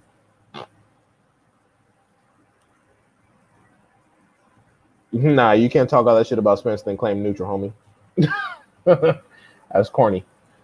Don't do that. It's okay to have a side, but have some facts too. If the facts aren't on your side, then you look stupid. Yeah, I agree, David Thomas. It's a tough fucking fight. It's not an easy fight for anybody. So that's what I mean. Bud fans should be happy that Spence is taking the challenge because that could be Bud. and Ugas already knows Bud because he beat him in the Emmys. So Bud fans should be happy. Shit. If you really like a fighter personally, you should be like, oh, thank God that Spence is getting his ass out the paint because, oh boy, we be in some deep shit here. You do not talk the truth. You were clearly wrong about multiple things back there, but all right, go ahead. Keep talking. First thing you led with was Spence's ducking. You said you're neutral, but Spence is somehow ducking. Oh yeah, that's how they do. They always like, oh look, both fighters then proceeds to shit on EJ. Yeah, it doesn't make It's no sense. like it's okay to be a Bud guy, but like you said, bring your facts with that shit, man. Like any type of facts that you have, bring it, and then we can either refute it, or if we can't refute it, we'll go like, okay, that's a fact. My You know, biggest it's thing, my biggest thing though, is that they claim that they claim that the reason why the fight didn't happen was because Bob and the size of the street. And then even though this deal was already signed while Bud was still a top rank, they still say EJ is ducking. Both of those things cannot be true. It's either one or it's the other. yep. Well, no, I say David Thomas. I say that Bud fans should be happy that EJ is taking on the challenge and not Bud. What you think? He's You think literally Bud disposes of Ugas easily? Is that what you're saying? yeah. By like 12, 2% milk. So I know the best days of it comes like a box, like a box of 6. Yeah. Just grab from the back. Is it possible to see if I just get like a couple boxes with 62% milks? Yeah, let me see.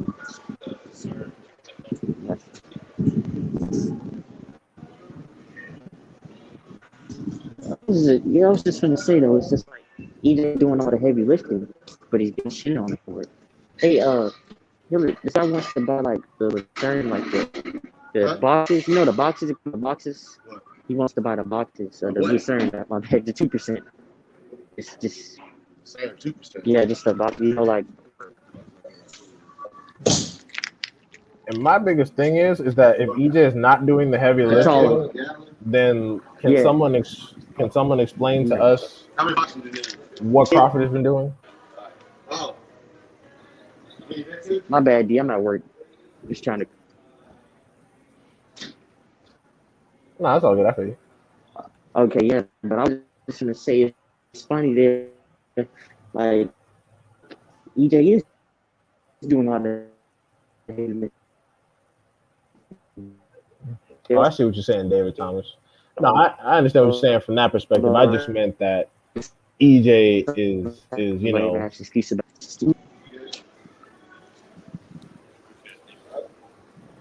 Yeah, no, I definitely agree.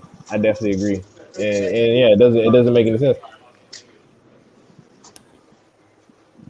And you notice how the moment I said that, Larry Merchant stopped commenting. And I'm like, yeah, you have to pick a narrative.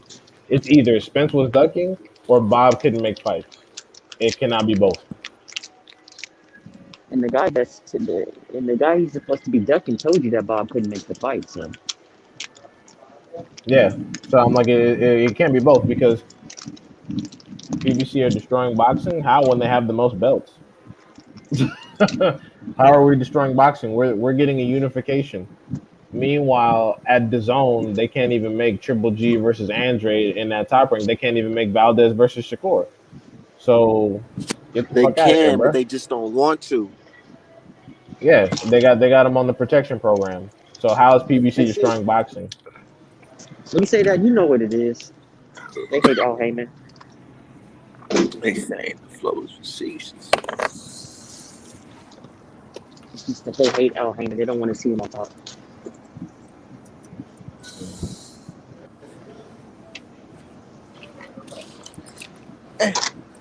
Damn, that's a big ass sunroof. You got a Jeep?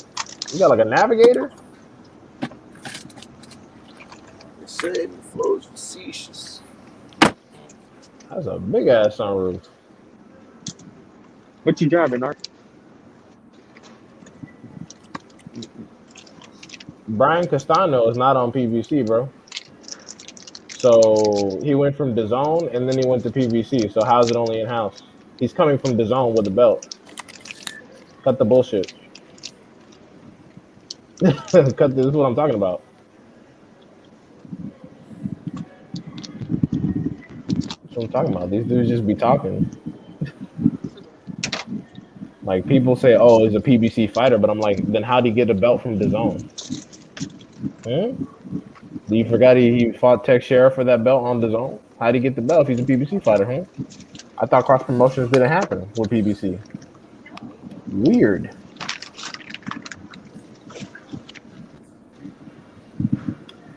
But y'all go ahead and y'all just keep talking. These niggas don't know what the fuck they're talking about. They just be running their mouth Yep, with not at these all. old They ass just narratives. See, the problem is they follow all these dumbass motherfuckers in media that don't know what the fuck they talking about. They're just racist. yeah, it's just it's just the logic is craziness to me. Like they don't even watch the events as they unfold. They just say whatever. And if PBC was owned by some white guy, we wouldn't even be having this conversation. If Eddie Hearn bought PBC and followed the same business model, everyone would suddenly love PBC. Like it doesn't even. It's just it's dumb. Exactly. It's dumb. If you don't like black people, just say that so we can move on. Like, yeah. Oh shit. Yeah, I agree, David Thomas. I agree, David Thomas. He PBC has even the most brilliant Hispanic fighters, and Al Haymon still gets shitted on. He literally gave them an all Mexican card, and they still talk shit. Vito Milnicki, who got his ass whooped by a dude with no knockouts, is getting his own fucking card. He's a Try this shit. white boy who's like 19, 20 years old, getting a whole card that he's headlining, and they're still talking shit. Like nothing you do matters. It's just they do not like you because you are black. It is that simple.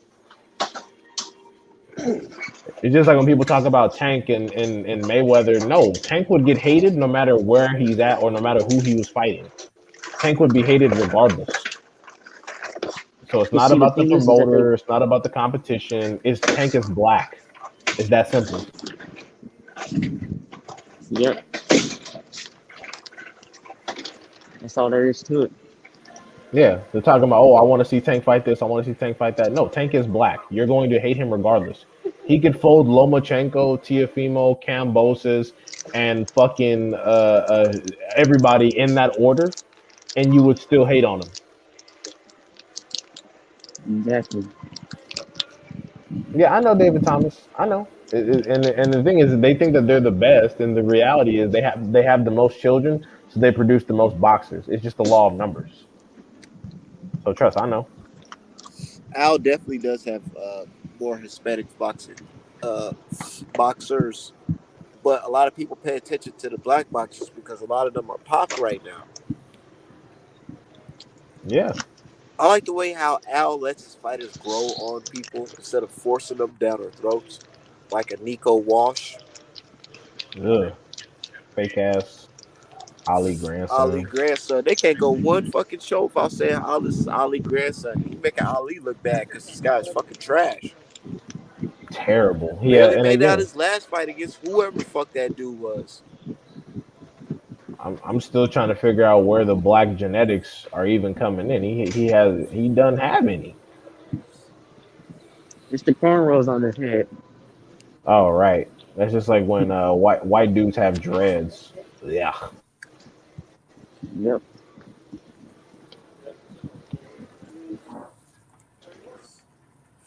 If take folks Loma, they'll say he's past his prime. Dude, I don't, bro. They give us Loma so much credit for beating Richard Coleman. This shit is just fucking confusing. It's so confusing because this is a guy who got starched by Teofimo Lopez. We all just see Teofimo Lopez look like shit. Man, his fans, dude, right now, Teofimo fans don't even know if he's coming Barbecue back. sauce. What? What is it? Tiafimo don't even They know if don't he's even know coming back. nobody realistically that he Salsa. can fight next besides Pedraza.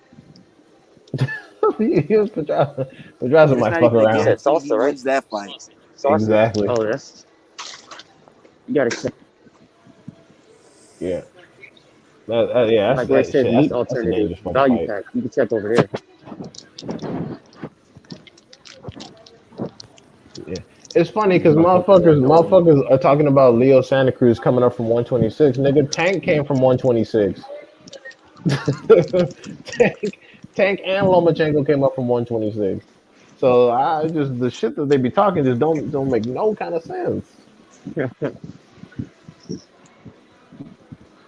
Like, oh, Tank came from 126. but Leo moving up in weight, he's too big for him. What? Like, just cut the bullshit out, man. Cut it out. Jesus Christ. What the? I don't know what the fuck is wrong with these people, man. Now drop the head. Oh my god, man. You fucking stupid.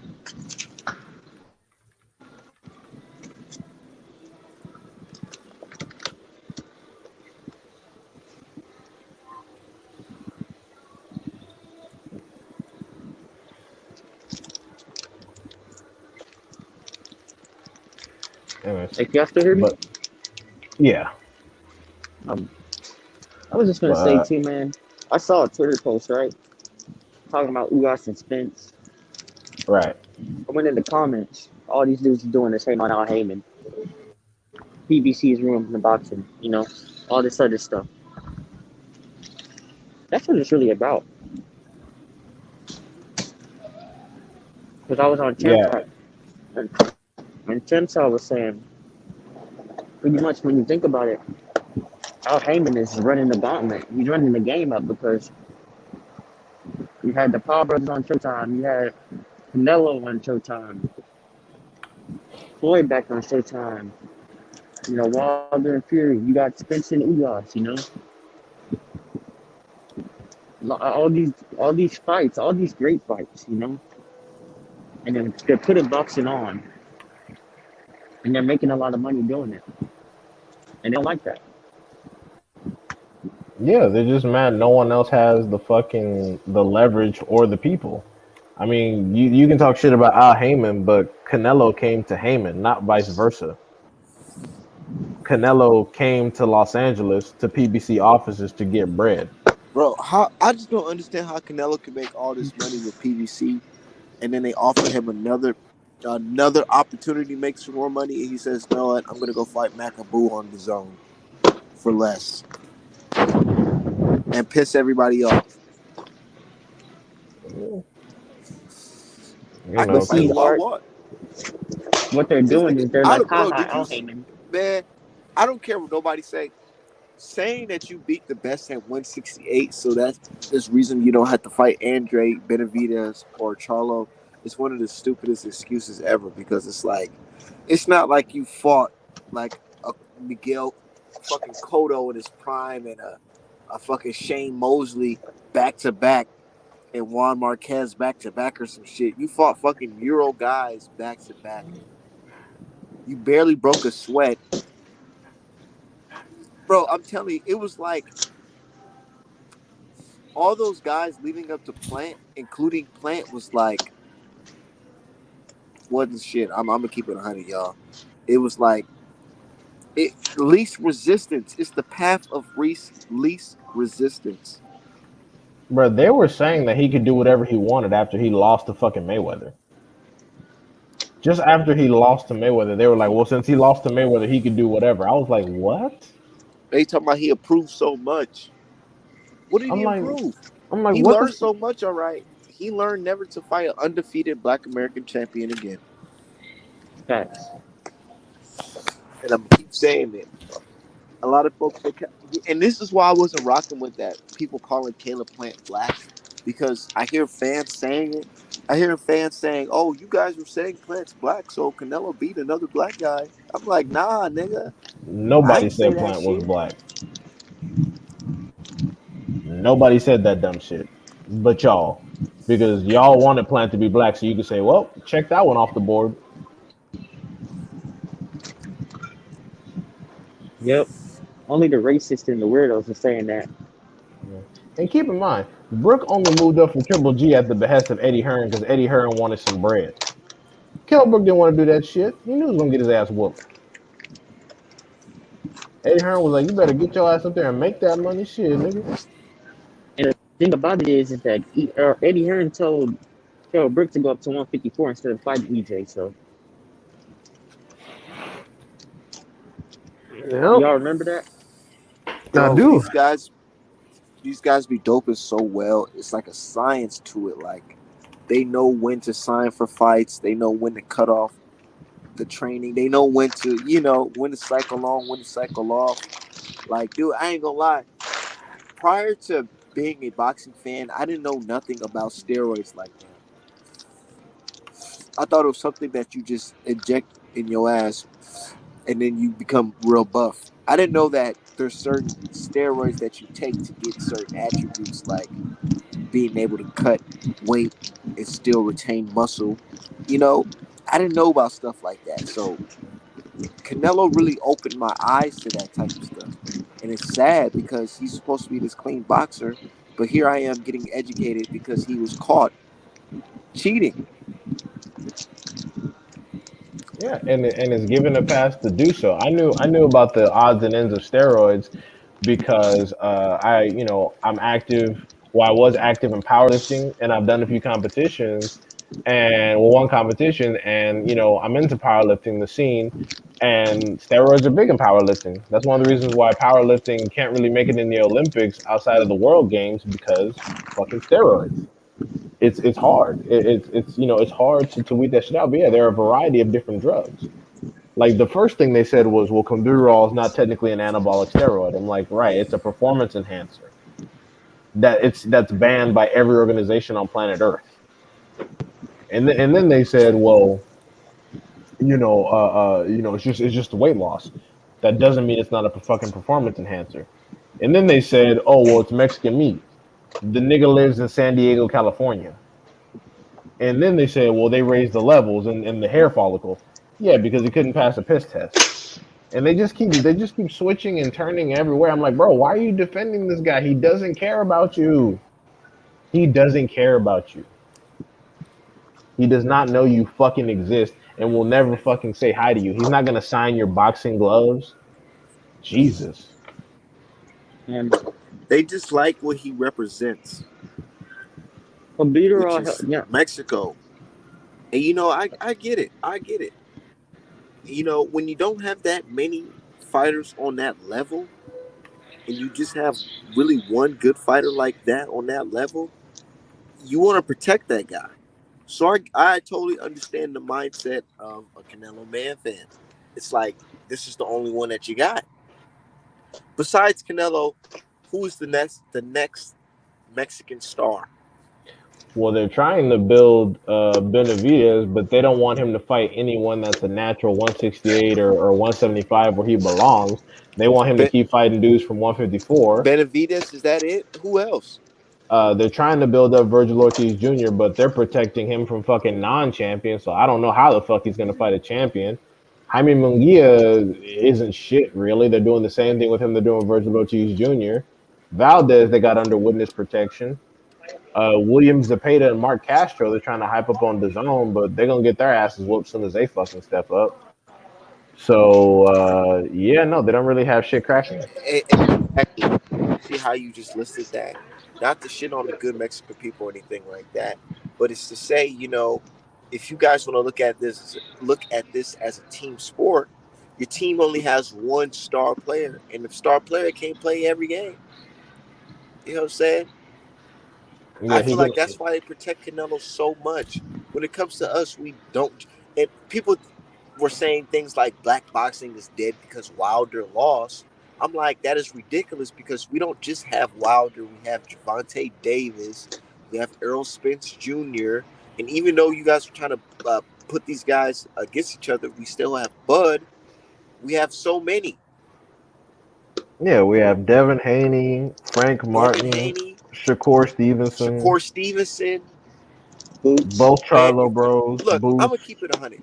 If boxing was ran how it's supposed to be ran, where the contenders fight the contenders, the best fight the best, and then the, the winner becomes the champion has to defend against the top contender. Man, I'm just telling you, it will be looking like a lot of black killers on the damn at the number one spot. Let's be real. That's how boxing was before the franchise championship. Why do you think all of a sudden politics gets in the way and things start changing? For the last 100 years, for the most part, not even 100, but like right after integration, since 1964 up until like the end of the Mayweather era, boxing has looked like the NFL and NBA. But now that it's gotten political, all of a sudden they're just putting in other faces. and not letting the cream rise to the top. And the And thing it's is, the sad. thing about it is that they, like we were talking about earlier, they don't want Spence Crawford because it's gonna be whoever wins that fight. It's gonna be their era. It's gonna be the Earl Spence era. It might be the Bud Crawford era. You know, Yeah. that blows any chance of them having a star. This is like, let's be real. Like, it's gonna be the Earl Spence era if he wins that fight. You know, no Canelo era, no nothing like that because it's two. You know, what I'm saying undefeated like champions fighting an undisputed match. Like that's history. You know, so they're gonna try to make it seem like it's not, but it's gonna be the case. They keep trying to give Canelo his own era, and I'm like, bro, he got beat when he was in his era. Like, I mean, you want to call it the Mayweather era just because Mayweather was actively fighting and now he's not? I'm like, so basically, you telling me Mayweather was so cold he beat the best of his generation and the next generation? Damn, god damn, like Well, that's some cold shit.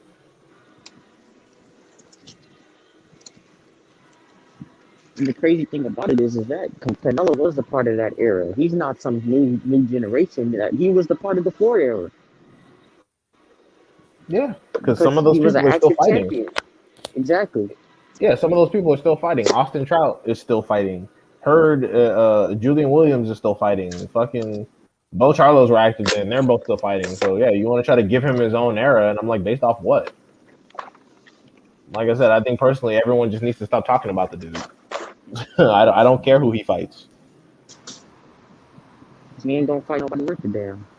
Exactly, I'm not Hello? interested. I haven't bought a Canelo fight since Liam Smith.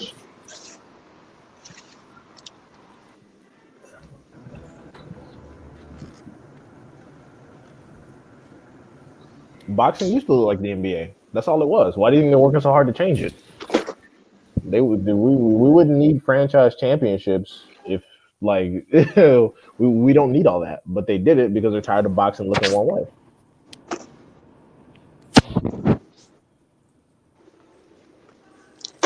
Yeah, we all know that Canelo got beat up by Triple G and Lara and all that shit, but that's in the past. What's in the future is a guy who gets allowed to have higher dosages of clenbuterol in the system, beat up hand selected opponents.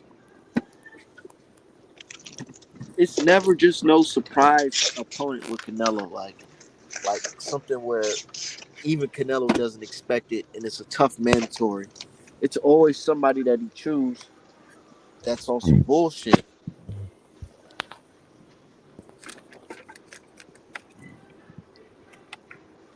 Yeah, Like why Spence Bud got fucking boots as a mandatory when Canelo has guys like Yeardrum as a fucking mandatory. yeah. And one thing I want to know is underneath Canelo's name, the IBF slot is blank for 2 spots. I want to know what that's about. Same with Triple G.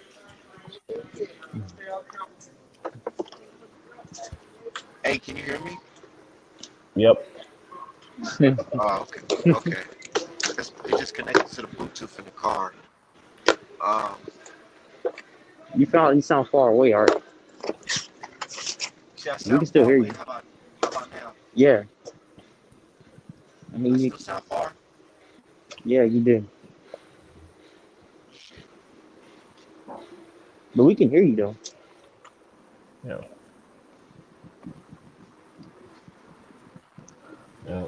I got to step away for a little bit to handle some business, but y'all go ahead. Y'all have a good one, and thanks for having me All on. right, D. Yeah, I'm actually about to get off here too. I gotta go get my hair cut. But shout out to you guys. We're gonna do another live soon. Any fights coming up? Good. Thanks for having me. Oh, all right. See y'all later.